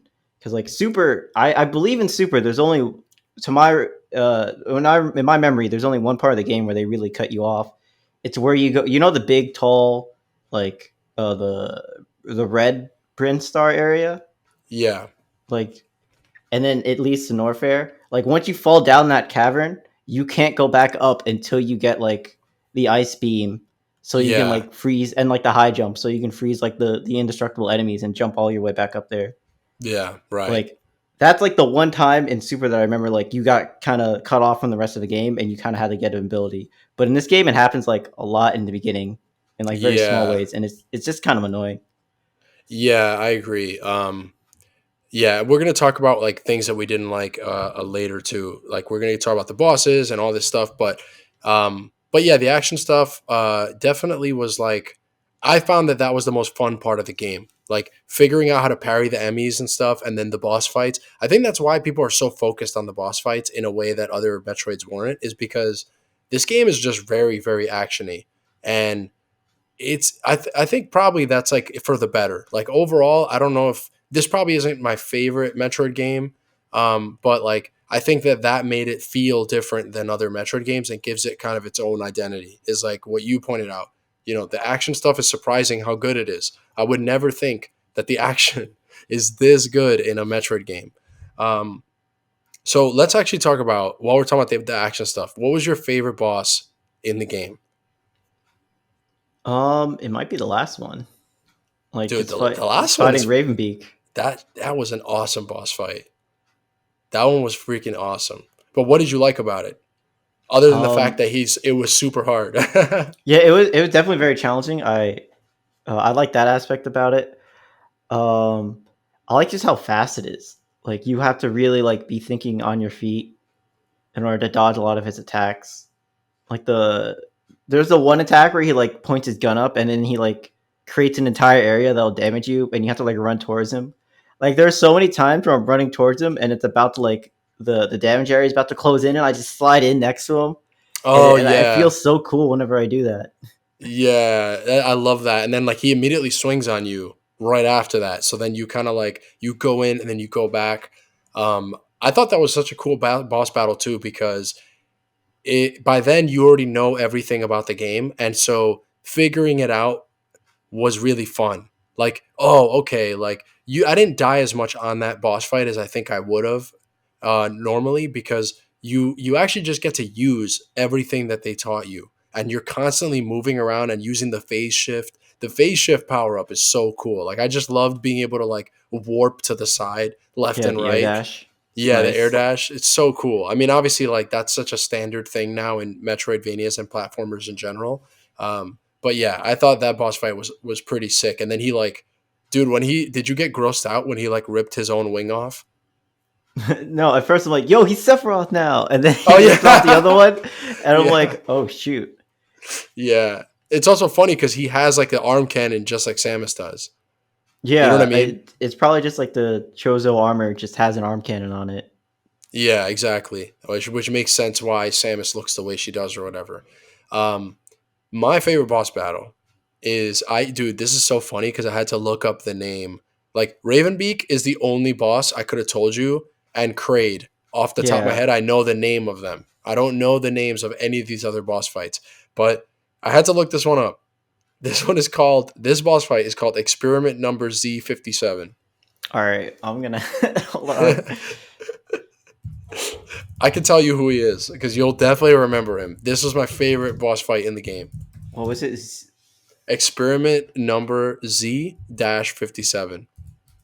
All right. Let me see what Google brings up. Oh, this guy. Yeah. Yeah. So the reason why this was such a cool boss fight is because you actually see him earlier in the game and you run past him a million times when you're just exploring and you see that like there's this monster in the background of the game and there's like these little contraptions like zapping him and you could see that he's moving slightly but he's basically dead or he's dying or something. And at first when I walked in that room I'm like, dude, that looks creepy as heck. Like what is this a boss fight? Like, is this guy? I bet you the next time I walk through this room, like the door's gonna lock behind me and I'm gonna have to fight him. And then I come back to that room, it doesn't happen. I walk past that room 50 times, it doesn't happen. So I forgot. I was like, all right, well, he's just in the background. I forgot about him and I just went about my business, passed by him a million more times. And then later in the game, it's like, hey, Samus, like, these areas are getting frozen and you need to remap the heat or whatever because like something's blocking the heating. And then you go back to that area. You go back to the area where the lava is, and this guy came to life because the X parasites came out, and you unleashed them into the world, and then they freaking revived this guy, and then you have to fight him. So conceptually, I thought that was so cool how they showed you him in the background, and then he kind of just became a boss fight like afterwards because I completely forgot about him. So I had this moment where I'm like, "Oh, it's that guy!" Like it was really creepy. And then the actual boss fight was so sick. You have to use all your powers, and then you get that cool cutscene thing where you can shoot him during the cutscene where like you parry one of his moves, and then Samus is literally like running on top of him, riding his face, blasting ice missiles onto him, and he's like running around like the lava thing. That was just such a cool fight. That they really killed it with these fights, man. This game needs a boss rush mode. It's so good. Yeah, that fight was really good. Funny enough, I didn't notice him in the background. Wait, how? I don't I don't remember. I feel like I went in that room once and then never again. There's no way. Did you Dude, notice a giant monster in the background? I didn't. I was too busy being a gamer and look and I'm gonna find the part of the stream where you pass him, and I'm just gonna make fun of that. Like I'm gonna be like, AJ literally walked into a room with a giant monster and did not notice it. I had that experience with the underwater sections and you see like fish in the background and I'm Yeah, like, "Oh, one of these fish is going to attack me one day." And I don't think it yeah. happens. No, it doesn't happen at all. Um, so yeah, favorite boss fight for you was Ravenbeak, the final boss, which was awesome. And my favorite was definitely Experiment Number Z57. That would never thought I'd be saying that ever. But let's talk about now like what we didn't like about the game. I'll let you go first. Like it could be anything. Obviously, we're both very positive on this game, but I would say we're both also maybe not like maybe this isn't the best Metroid game ever, and like here are some of the reasons why. Yeah, I will say like I said, just to reiterate, the fact that it like cuts you off a lot in the beginning from trying to explore previous areas, that kind of annoys me. I'm not going to go back into it. Just want to bring it up again. I brought up the parry. Like the parry is 100% better in this game than in Samus Returns, but there are still certain enemies where the best strategy to beat them is to just stand there, wait for them to do the parry, the attack that you parry, and then you parry it. Yeah, It's they not as do mix bad, up the but timing. Yeah, they do mix up the timing sometimes, but you're right. It's like there were definitely times where I just stood there waiting, and I'm like, all right, that's not fun. Yeah, I guess this isn't. I don't know if this would be a complaint, but I could definitely tell some people who are a bit more purists might not like it. How on the map, if there's an item in an area, that area will flash white. Oh, right, like it's almost like a hint. It's a hint thing, right? Yeah, I could like I appreciated it because it helped me find a lot of items. Like some items are just like, oh, you just shoot this one point in the wall and there's a missile expansion. So, but some of them it's like, oh, I didn't know there were speed booster blocks in this room. So now I need to figure out um, how am I supposed to get the speed booster to get to these certain areas. And I wouldn't know that there were speed booster blocks in the room without like the white like flashing thing on the map. But I can Right, definitely see right. how some people may not like that. They want like zero hints. Um, I'm trying to think of other things I don't like. I don't think it's something I don't like, but it's just really different. The order they give you items is like, Oh, yeah, like the sequence that they give you items, or how dude, you fast they get get to give you them. Morph Ball is like the first thing you get in every Metroid game. In this Yeah. game, like you get it's in like the second area. Like that's crazy to me. I was gonna say that's one of the things I really like about the game is that and it also goes into one of my complaints, which I'll get to in a bit, but I like that they didn't give you. I would have been bored with this game if the first few power ups were Morph Ball, Super Missile, like just the standard like three power ups that they always give you at the beginning of a Metroid game. Like for me personally, I'm glad that they didn't do that. When I got the Morph Ball, I was like, "Oh, sick! Like it's the Morph Ball!" Yeah, Like I like was not finally expecting this at all. all these like one high or one block wide gaps that are like above ground that I can't just slide into. I can finally go in there. Like Yeah, I agree. Like I actually like how it breaks conventions a lot and doesn't give you a lot of traditional power ups that you would get early in a Metroid game early. Like they give you the gravity suit kind of late too, and they make you yeah, like swim in water. Where I yeah, feel like Super doesn't really do that. Like if you follow the water in Super, it's like a mistake. Like you messed up. yeah, But in this game, it's yeah. like no. Sometimes you have to go in the water without the gravity suit, and it's different. And no one likes playing underwater in a Metroid game with no gravity suit. Like Yeah. Samus just doesn't control that like well. But I do like to change the pace where they decided to, hey, sometimes you're gonna have to swim on your own for now. No, Yeah.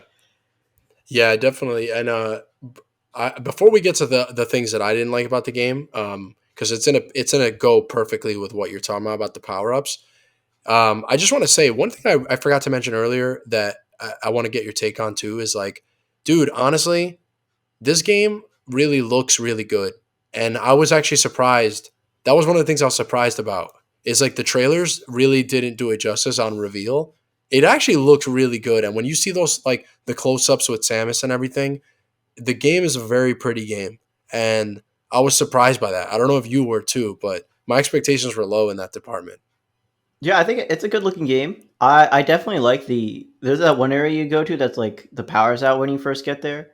So you don't Oh see yeah, everything and you just see like the different lights on the ground and like the lights on Samus's armor. I thought that looked really nice. yeah, definitely, yeah, and I don't know, like I just thought like every time they closed up on something or when you fight the monsters, like it actually all looked really really nice. Oh, But here's yeah, something I didn't like is go that ahead. they give you the last power up you get in the game is power bombs, and they give you that right next to like the final boss. Or I Yeah, feel like in Super, once you beat Ridley, that's the last like requirement you need to do to fight Mother Brain. And if you think about it, when in Super, when you fight Ridley, you're at the bottom of the map. So once at that point, you have everything in the game. So as you go back up to the final boss area, you can get things along the way that you missed. yeah, Where because the power bombs are right next to where you fight the final boss in this game, it does like I feel less incentivized to like turn around and go get the missing things or like the stuff that I missed. yeah, Like and a similar thing so happens in like Zero Mission because you get the power. yeah. It's like the same thing. The power bombs are the last thing you get before you fight the final boss.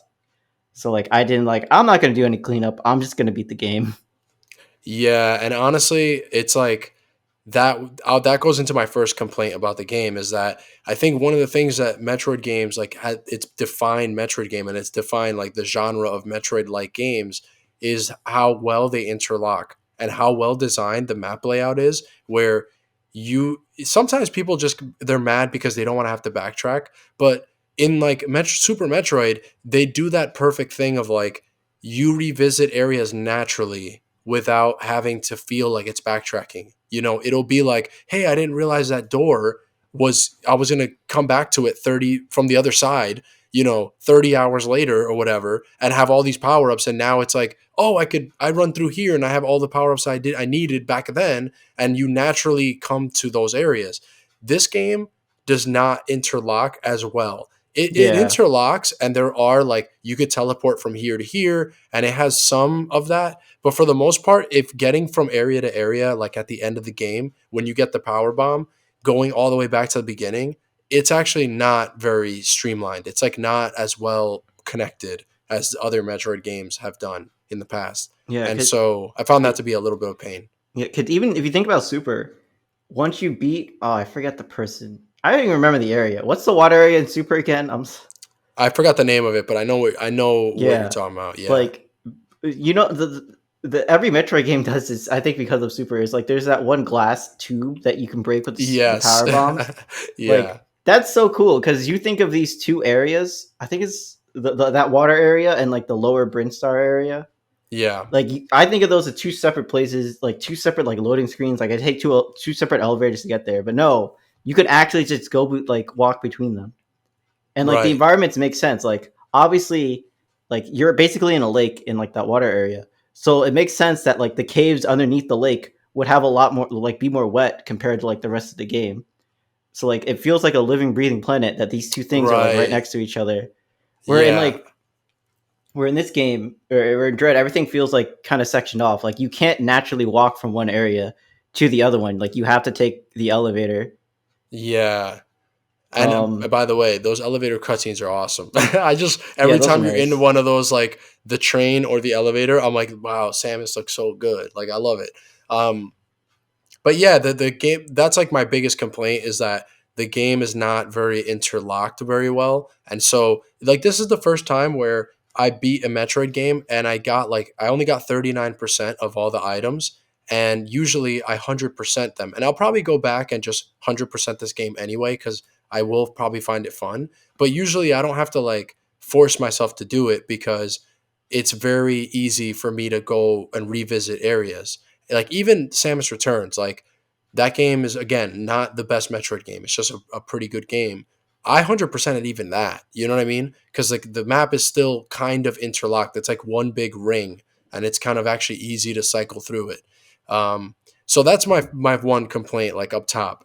The other thing that I don't like is I feel like the music in this game is not. It's not bad, but it's not that good. Like Yeah, it's if you definitely like really if you really like go back and listen to it, like it's I get it, they were going for like atmospheric stuff. It's just supposed to be like moody, and it's not necessarily supposed to be, melodic or whatever. But I feel like Super Metroid did both. Like Super Metroid and Zero Mission, like they have these more atmospheric areas that where the theme is not as like melodic, but then they have areas where like it's a really cool, song that you really like, and you can remember it off the top of your head. Like I can't imagine them putting any of these songs in Smash Brothers, for example. You know what I mean? Like yeah, they're I not 100% memorable. agreed. Like Super Yeah. Metroid, like the way I think about video game music is like some of it's melodic and it gets stuck in your head, like the Mario One theme, but some of it is like really good in the moment as like atmospheric pieces that you wouldn't really Yeah. listen to on its own. But Super Metroid does both, which is very hard to do. Yeah. Yeah, and Like, even Metroid Prime, like Metroid Prime has like the Talon overworld theme and the main menu theme. Like the main menu theme is actually more of like a song, and it's melodic and it's creepy and it's and it's everything Metroid in that one song. But then like, the Fendrena drifts and the overworld theme, they're all still very hummable, but they're also alien planet atmosphere songs. Somehow they right, did yeah. both, you know? Yeah, Super and Prime. I should mention Prime of that. Prime does a very good job. of like making really good songs. And like Lower Norfair from Super, you know, where Ridley's chilling, Oh that yeah, song's really good. that song slaps. That's like actually like you actually headbang to that song, dude. If you're listening to this podcast and you haven't heard that song, look that up right now. It's like so, it's like perfect SNES era music. Um, so yeah, the music, the interlocking stuff, and then what you were saying about the power ups. Um, I think one of the problems with the game, and one of the reasons why I feel a little iffy about it sometimes, is because the new power ups, they give them to you really early on. And that's a good thing, right? So you start the game out Yeah. and they give you the, you can like magnetize to the wall and climb the walls. And they give you the cloaking device. And they give you, I think there's like one other big one they give you like right in the beginning. I'm actually forgetting what like the first real power up is. Is I it don't know like if the you air remember. dash? Or No, phase shift is like in the middle. It's like is it one of the first the ones. is it like the thing that lets you blow up things stuck in the wall? May Oh yeah, right. The charge shot that like it kind of like has like a burst to it, so it could kind of blow things up in the wall that are kind of hidden. Like all the new power-ups that are new to this game, they give them to you in the beginning, which is great. But the problem is that then when you get past that, all of the power-ups at the second half of the game are all power-ups that you've gotten a million times in Metroid games. And they don't always use them in really unique or interesting ways. Like the power bomb, the super bomb thing, or whichever one it is, the morph ball bomb that's like huge. I used it like twice, dude. Maybe once. Like they give it to you at the end of the game, and there's not even that much to do with it. And the space jump, like there's not that many areas where you use the space jump in a really cool way. It's kind of just like, all right, like I've used the Yeah. space jump before. It's like you just let me just break these blocks with it. And I felt like they kind of dropped the ball with like the exploration elements that are tied to the power ups, but also just like they didn't have that many new ideas really when you come to like the power ups. There's the cross bomb. You know, you become Bomberman. Yeah. Oh yeah. That one was cool, but again, I felt like I used it twice. Like I don't feel Yeah, like it I used it came a at the lot. yeah, it's at the end of the game, and I'm like, oh, I'm not really gonna use this. Like, oh wait, they Yeah. have the. I guess is this new for 2D? Because this isn't a Prime game. The storm missiles, Yeah, that those are I'm pretty cool. sure that's new. That's for the 2D ones. I'm not 100% certain, but yeah, that was in Prime 2. I'm pretty sure. And also Yeah, Prime it 3, I may not have been think. called the storm missiles, but it's very similar. You lock onto stuff, you shoot multiple missiles. Same thing. Yeah. Yeah, so I think that that was really cool. But also kind of what dropped the ball is like I wanted some new stuff. You know what I mean? Like it like you said, it just kind of started to feel like, all right, I've played a Metroid game before. I know what this power up is. But I'm sure again, if this is your first or second Metroid game, some of this stuff's gonna blow your mind. Like when you see like the what is it called when she does like the super running and then you stop and then you can shine spark. The it's a speed booster, and then it turns into the shine spark. Yeah, when you shine spark for the first time in a Metroid game, you feel like a god.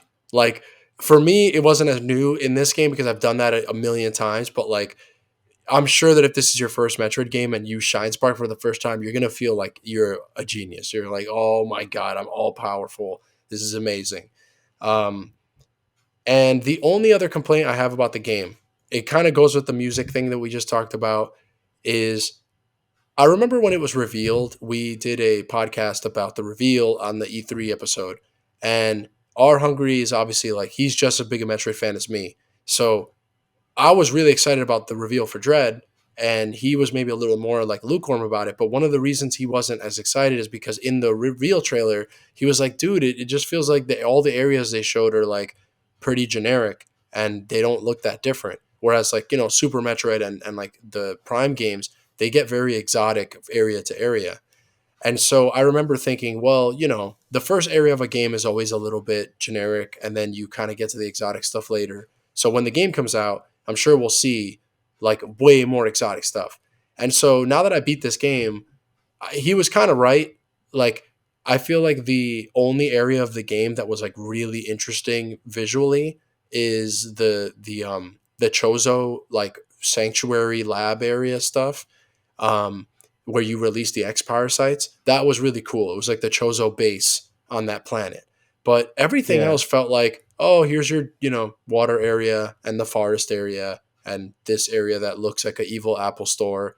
And I didn't think they were bad. They definitely weren't bad. Every area was cool enough, but they were pretty like by the numbers in terms of like they weren't very creative is what I guess I should say. Yeah, I do like the fire area where you see like the pipes that you like because you know how you turn on like the heat pipes and then they unlock certain doors for you. Yeah, that whole area was cool. Yeah, I do like how you see the pipes in the background, and it's like that also can kind of be a hint to new players, like, hey, this pipe is on now, and it goes that way. You should probably go that Yeah. way and see what it unlocks. Yeah, you follow the path of the pipe. Yeah, I thought that was pretty cool, but I definitely get what you mean. It's like a lot of the areas are just. I think also part of it is because a lot of area, even in each area, the Emmy area is always like the white like Apple Store. Yeah, the evil iPod that is coming to kill Yeah, you I is like the how it Emmy. looks. Like when the Emmy are active and you see like the little mist on the ground too, like it gives the feeling that this is like a very sterile environment. Like Yeah, it's there very. aren't any It makes enemies in sense. there Yeah, yeah, other it than makes like sense with the that. Emmy and like the robots. Like they're cool, but they're also everywhere, so it can kind of make the game feel a little bit samey. But once you exit those areas, I'd say the environments are different enough where it's not that big of a deal. Like I feel like in Samus Returns, I feel like that game is just one place. Like Oh my god, it was literally one area, and then like anytime there's lava in a room, it doesn't even have to be the lava area. It could just be like a room with a little lava in it. They play the Magmore Caverns from Metroid Prime theme like yeah, it's over and literally the over and same over song. again. It's like you So could be in it there for 1 second. It's like, and I'm like, all right, I'm out of here. yeah, it feels like in Samus Returns, it feels like there are two areas. It's just SR388 and then SR388 but hot. Yeah, Yeah, and in this game, it feels like the different areas they show off are like very distinct. Like I said, there is that theme of like there's definitely like a lab in every area. yeah, So like the and it Chozos makes were sense. definitely busy. Yeah, I also think, by the way, we kind of didn't talk about it, but all of the creativity and cool like redesigning went into Samus herself. Like I think Samus's suit in this game, like it's a new suit, and it kind of it turns orange and then later it turns purple with the gravity suit. Like they kind of revisit all the classic Metroid stuff, but it never turns back into her classic suit. I think it's really cool. Like I actually think that the redesign for her looks awesome, and it's I love actually her like pretty radical. It's not like it's not like other M where it was just like a slimmer, sharper version of her classic outfit. This one is very very different, and like I applaud them for going that far, like changing up such a classic character and like being that creative with her suit. yeah, I love the default just suit you get in the beginning of the game, like the blue and like the white and how it looks. Yeah, Like I like that a lot. yeah, they And actually did a really good job with that. yeah. Oh wait, here's one thing I don't like that I forgot to mention is why is Kraid in the game? Oh yeah, Why is he there? He should be dead yeah, like twice. yeah. Wait, what was the other game where you kill him? In Super and the first game. Oh, he's in the first game. That's right. Yeah. Oh my Yeah, God. why Kraid is just he doesn't he die. died twice? Well, like Ridley he escapes, he puts robot parts on his body, like we get the Yeah. backstory for that. Like that's why he keeps coming back. But why is Kraid here? Like I was like, I hope Yeah. they explain why Kraid is in the game. And she's like, He's nope, not he just just back. He's in prison too. yeah. Like what happened? How did he get on this planet? Why they have him locked up? How has he not died if all the Chozos died? Like who's been feeding him food? Like Yeah. he's a big guy. He needs to eat. I don't know, dude. But yeah, that boss fight was a great gameplay It's element. a great boss It was fight, fun. Yeah. but it's just like, why is he here? Like it feels a little Yeah. bit. It feels like nostalgia bait for like old fans. Like, hey, do you remember Kraid? You remember fighting Yeah. him in like the same way? Here it is again. So Yeah. that's kind of a cheap way to get like longtime fans to be like excited about it. But at the same time, I also ate it up and was like, oh my god, it's Kraid. I love him. Yeah, it was fun to kick his ass again, and like that whole scene with Samus, like she walks in and she has her gun arm out, and then she sees him, and then she puts her arm down, and she's just like, you can tell she's like, oh, this guy, but I'm also not scared of him because he has chains on and he's completely chained up. Like at first I'm like, oh, why is she putting her gun arm down? Like what's going on? And then you realize, oh, he has the the chains on and he can't move or whatever. I thought that was like really cool. Like again, to go back to the story stuff that we mentioned earlier, every little cutscene where they kind of show you Samus's character like through body language or through the situation, they kind of do really well with that. Like I that whole moment, there was no word spoken, but I felt like there was something communicated. Like she was like, "Oh, this guy, and he's chained up. I don't have to worry about that." Yeah, it's like she like, not this guy, Ken. Like, come yeah, on, what? that was Literally, cool. what are you doing here? Yeah, that Dude, my was favorite hype. part was when you know how he shoots out like the I don't even like the fingers out of his belly button. Oh God, he's disgusting, It's dude. yeah, it's actually so gross to see in this game, and I love it. But It's disgusting. yeah, Yeah. at the end, like right when you beat him, he shoots it out. It says doesn't even like move out of the way that much. She just like tilts her body sideways. Oh yeah, she's just like, That oh part was okay. awesome. See stuff like that. It makes it more of like an actiony thing. So it's interesting. I know that Sakamoto, he's the longtime producer of the Metroid games. He like I'm pretty sure he directed Super Metroid. He also had a lot to do with other Anime Federation Force. But anyway, he's been there for the good and the bad. He was saying how he doesn't look at Metroid as like a horror game.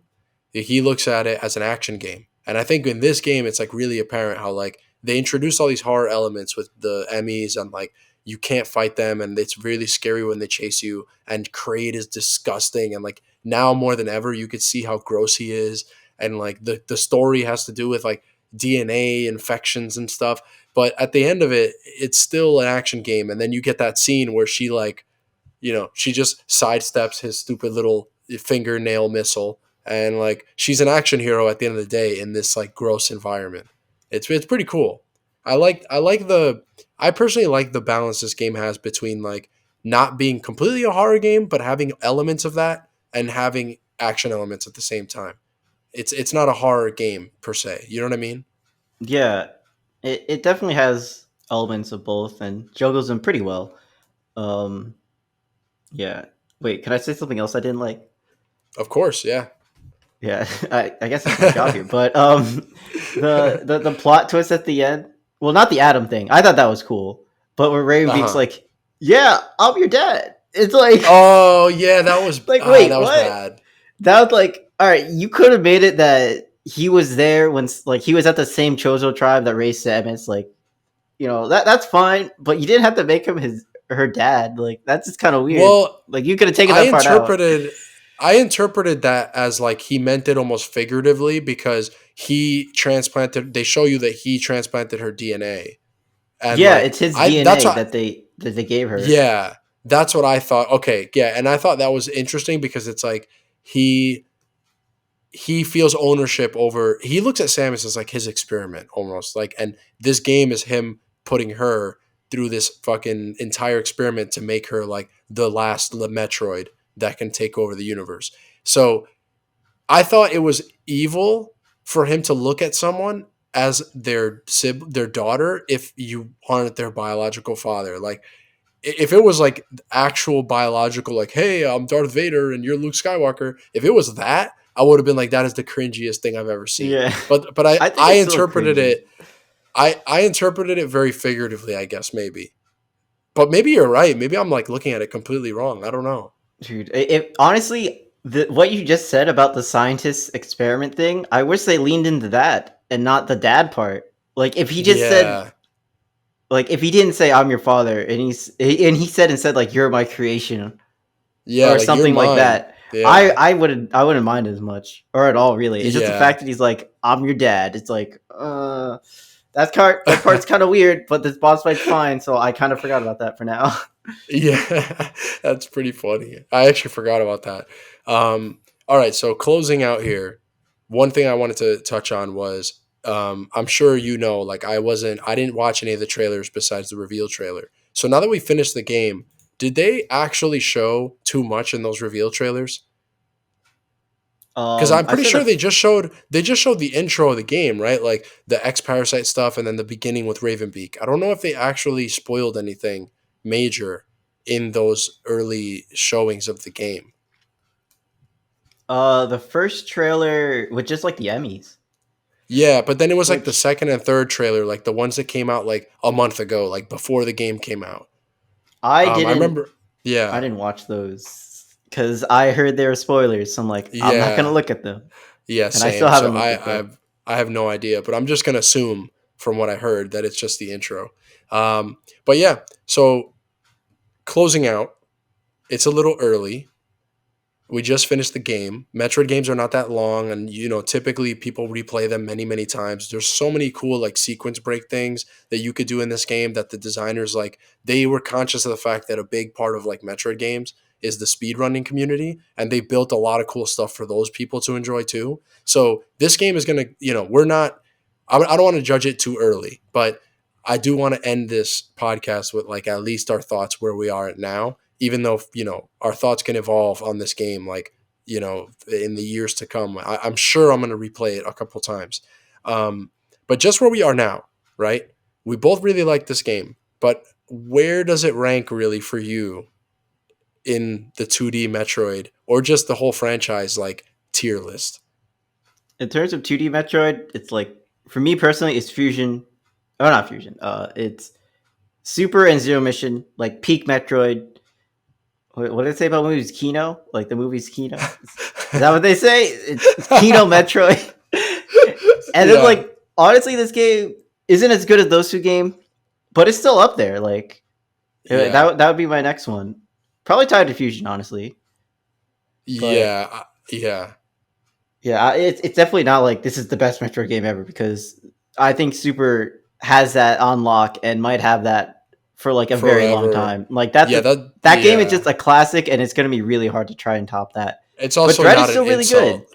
Yeah, it's also not an insult. It's like you're going against like literally the most influential game maybe ever. Like obviously Mario and Zelda are super influential, right? But I can't tell you an entire genre that is still to this day called Mario likes. Like there are Metroid games that everyone's making a Metroid like every day. There's a million of them. This game is Yeah, that there's Super so Metroid is many. that influential. It's like Yeah, maybe the most influential game in that way. You know what I mean? it's like half a genre. It's like half the name of the genre is Yeah. Metroidvania. Yeah. So I kind of agree with your list. For me, I'm gonna put I think Super and Zero Mission are perfect video games. Like to me, those games are like S tier, and I you just can't make anything better than that. I'm sorry.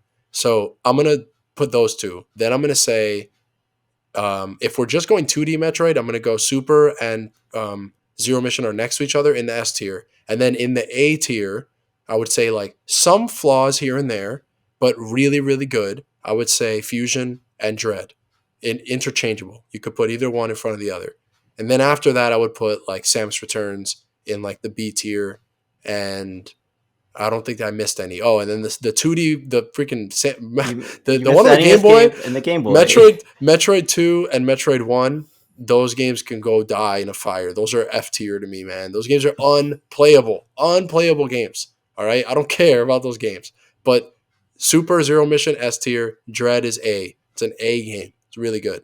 Um, I will say that one of the things the reason why I wouldn't put it in the S tier is because at the end of the day, I feel like tell me how you feel about this, because one of the things I think about this game is that they added a lot of new stuff, right? So they have the Emmys and those entire zones where you can't, you're the whole goal is for you to sneak past these guys and platform past them and not engage with them.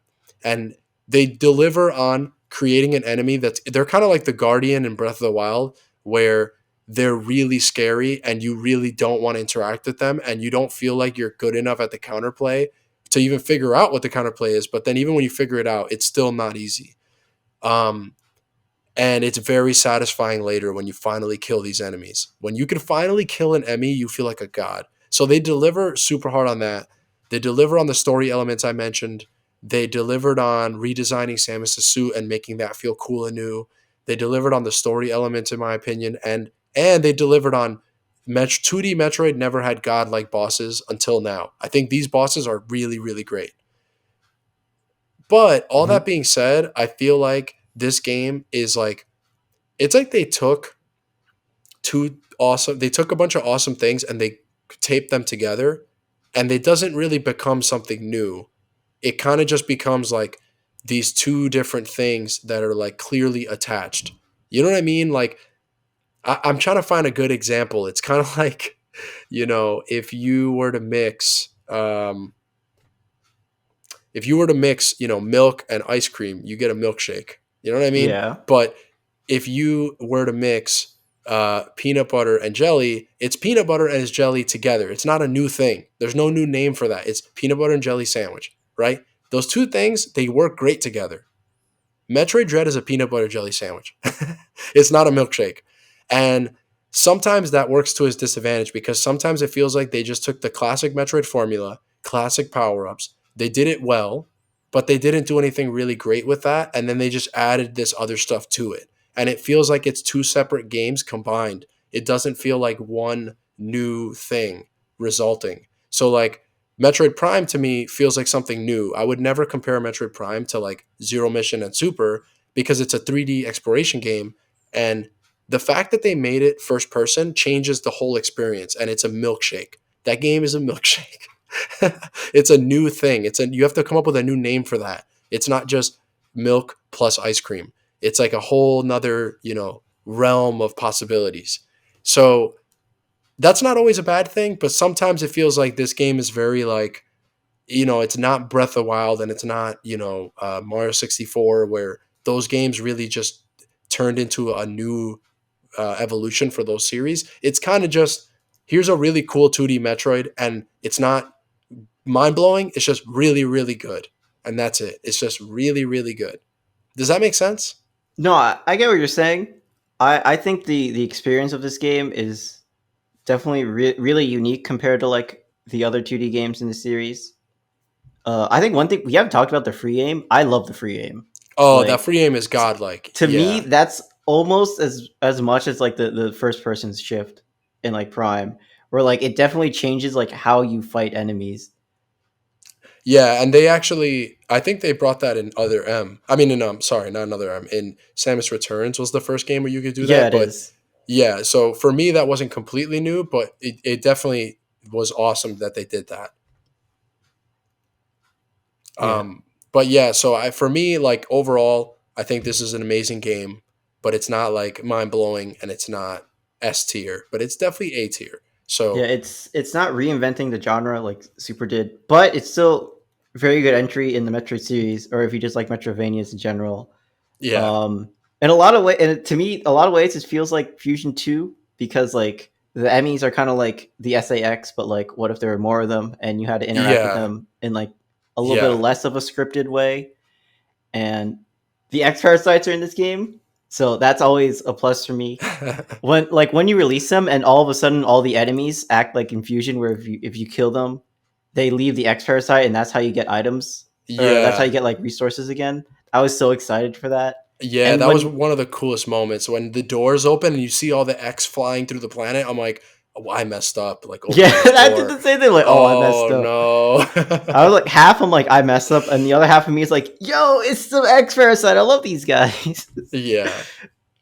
Dude, Oh man. when the first boss you kill after releasing the X Parasite, it turns into like the giant X Parasites that you fight in Fusion. I was Oh popping yeah. off. I'm like, they did the thing that they did in Fusion. I love it, and it Yeah. makes sense because that's just how these creatures work. Yeah. Yeah, that was such a cool throwback. And they have this game is littered with a bunch of awesome like references for people like us who are huge Metroid nerds. Um, but yeah, last question before we leave here. So obviously one of the biggest things is like Metroidvania games, Metroid likes. I hate Metroidvania. I'm never gonna say that again. It's No, a I'm saying Metroid it, like. It's a Metroidvania. Metroid like. No, Okay. no, you got to share the name of the Castlevania genre. Castlevania deserves no credit for that. Anyway, these Metroid like games that have taken off in the past like 10, 15 years while Samus was away, right? This Fusion was like the last 2D Metroid game. And in the meantime, all these indie developers have been making amazing, Metroid likes. How experienced are you with Metroid like games? Like have you played like Hollow Knight and like a lot of the games, Axiom Verge, like a lot of the games that people talk about as Metroid likes? um, I played Hollow Knight. I love Hollow Knight. I got it for Christmas, and like I couldn't put it down. It was Thank God I was on like winter break or whatever, or Yeah. else like I would not have gotten schoolwork done. Okay, Like so I love Hollow Knight. let's use Hollow Knight as an example then, because you've played that one. I can only ask you this because if I'm going to be honest, I haven't played a lot of Metroid likes outside of Metroid. So the what I'm basically going to ask is, Samus coming back and having this big pop culture moment where like this franchise is huge again, and all these people are interested in Metroid, and the reviews are through the roof, and this game is really great. Does it fill the shoes? Like, does she retake the crown of that genre? Does it beat games like Hollow Knight, or is Metroid still not like the king of the genre? I don't know. It's hard. It's hard to say. I, Like, what would like Hollow obviously Knight like do if we were better than what Dread? Hollow this might be kind of crazy, but maybe the bosses. Damn, that's Like Hollow OD. Knight bosses are actually really it's the same thing where it's like they're very hard, but it's very satisfying to beat them. Yeah, I might say the map in Hollow Knight. Maybe not actually exploring it, but the fact that everything's interconnected, it does yeah, that better than Dread. There are like areas where you can teleport or fast travel to each other, but just in general interconnecting it. yeah. Definitely the environments in general, like Hollow Oh yeah, Knight that game environments. looks cool. Yeah, Like it definitely is a lot more unique than just what. And it's like, oh, it's a fire area. This is this area. Like, no, this is the bug city that's like constantly raining because it's underneath like a pool of water. This is like the Queen's Garden of this like abandoned city. This is like some weird tribe of mantis people. Like this is some like yeah. extremely scary like spider's den. Like there's so many cool areas in Hollow Knight that are like a lot really unique. Like, oh, this is a beehive. Like they kind of run with the bug thing a lot, and they're able to like create these really unique areas. So I would definitely say that's something Hollow Knight does better. So I mean, the things you just mentioned, you said boss fights, the art direction, the atmosphere and the levels. Like, I don't know, the interconnectedness. Like, sounds like you're saying Hollow Knight is way better than Dread. At all the little Metroid like bullet points of what makes this genre so cool. Maybe Maybe. maybe I don't know, man. I mean, Yeah. it's weird because like I don't know if I can speak for the genre as a whole because my experience is Hollow Knight and the Metroid games. Like Oh, okay, okay. Yeah. Hungry has definitely played like Axiom Verge. I think we've talked about that before, like Yeah. just in person. So if you want a bigger glimpse as like the genre as a whole, I think it'd be better if you ask him about it. Gotcha. You want me to outsource? You want me to, defer to someone else? I Yeah, feel you. I Okay. don't understand why, but I feel like Super Metroid was like so influential to people that like if you really like Super Metroid, you like that game enough where you're like, I want to make my own Super Metroid. Yeah, yeah, yeah. I also think there's something about it that's like not necessarily easy, but it's easier than, let's say, like, oh, I really like Zelda games. Like, Zelda games are way harder to copy because you have to like make genius puzzles and you have to like make way more bigger worlds and all this other stuff. Like, Metroid games are side-scrolling games, so inherently, design-wise, it's not necessarily easier, but it seems like a lot less work for one person than all the work people you'd need to make a big 3D game, you know?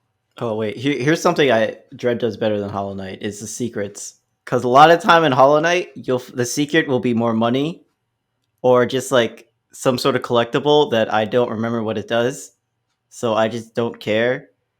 But Yeah. in Super or in Dread, like getting the power ups like is rewarding, and it's also really fun getting them, especially speed booster puzzles. The speed booster puzzles in this game in Dread are really really cool. Yeah, they're really cool. I Yeah, like those a lot. and like part of the thing with Hollow Knight is it kind of runs on Dark Souls logic, where if you die, you have to go back and get like the thing you lost. Oh, yeah, right. So there's a little bit of that. So and money's like part of that. So if you're dying a lot, obviously finding money as like a secret is like pretty useful because maybe you just died and you don't have any money left, but now you just got your like part of it back through the secret. But if you're not dying a lot, then and you get money, you're like, oh, I don't really need this anymore. Like there's nothing for me to buy. Like at the moment, Yeah. it doesn't help me my combat abilities like right now. So Yeah, I feel you. So yeah, I mean, we'll see. I mean, time will eventually tell. Like, I'm actually more interested now that I played Dread. I want to go back 100% it. I actually want to replay the game on hard mode Yo, because you unlock same. that when you finish it. And I really want to play Super Metroid and Zero Mission again just so that I can kind of see why the one, like, Dread didn't get, like, I liked Dread a lot, but Super Metroid and Zero Mission, there was something about them where I got glued to them towards the end of the game, and I didn't get glued to this one. And I don't know if it's because of the map layout or what, but I tend to go back. I want to go back to those games and figure out what it is that is different. Just because I'm curious and I'm a dumb nerd, and I waste my time playing Metroids for the fourth time in a row. That's what I do in my life, guys. But yeah, AJ, thank you so much. This has been awesome. I'm glad that I got to review this game with somebody, and obviously nobody better than you. Like, you played all these Metroid games. Your excitement about Fusion, I actually didn't realize how much you like that game until just now. Dude, like this conversation. Like, I would beat it on my 3DS like 3 times, and then like in high school I beat it on a Game Boy Advance emulator on my laptop. Yeah. And then I streamed it. Like, I played that game out of all the Metroid games. I played that one the most.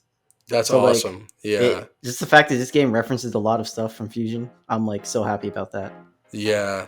And honestly, like, we finally got this Metroid, Metroid is back in like this big way. And like seeing how everyone is so positive on this game and how awesome it is.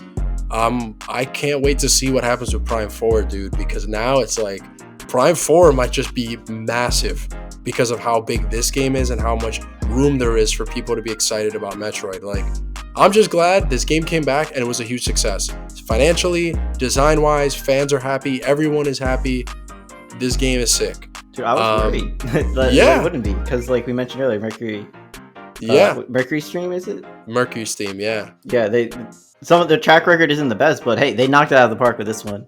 Yeah, man. So thank you again for being on the show, dude. Tell everybody where they can find you on Twitter and your Twitch stream and all that. You can find me at SSB _Air Gordon on Twitter, and on Twitch you can find me at twitch.tv /Air _Gordon _. I stream the Metroid Dread, so if you listen early enough, you might be able to see the VODs if they're still up. And other than that, I usually play like fighting games, whatever's new. So yeah, we'll have a good time. And hey, maybe I kind of want to play more Dread, so maybe I might get into speedrunning it. Who knows? Yeah, definitely want to check out sequence break stuff in that game myself. But yeah, everybody, thanks for tuning in. That was this week's show. Metroid has finally come and went, and you can finally hear stuff. I can finally stop talking about it on the podcast, bro. I know some people are like, dude, I'm just tired of this guy being excited about this game that isn't even out. So it's finally over. Thank you again, AJ, for tuning in, and thank you guys all for listening. Have a good day, a good morning, a good night, and a goodbye.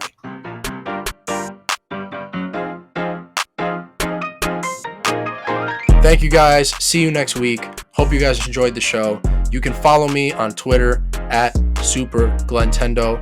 The Glentendo Podcast is a weekly Nintendo / Smash community podcast.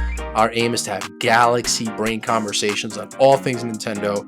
If you like the show, please consider becoming a friendo and supporting on patreon.com/Glentendo. Friendos get early access to the show each Thursday. The show then becomes free to all the following Sunday on Apple Podcasts, Spotify, and YouTube. If you're listening on Apple Podcasts right now and you actually like the show, please give us a good review. It helps boost our visibility so more people can find the show. This show is brought to you by our amazing producers, Naomi Eduardo, In a Yellow Flash, and the legendary Riz.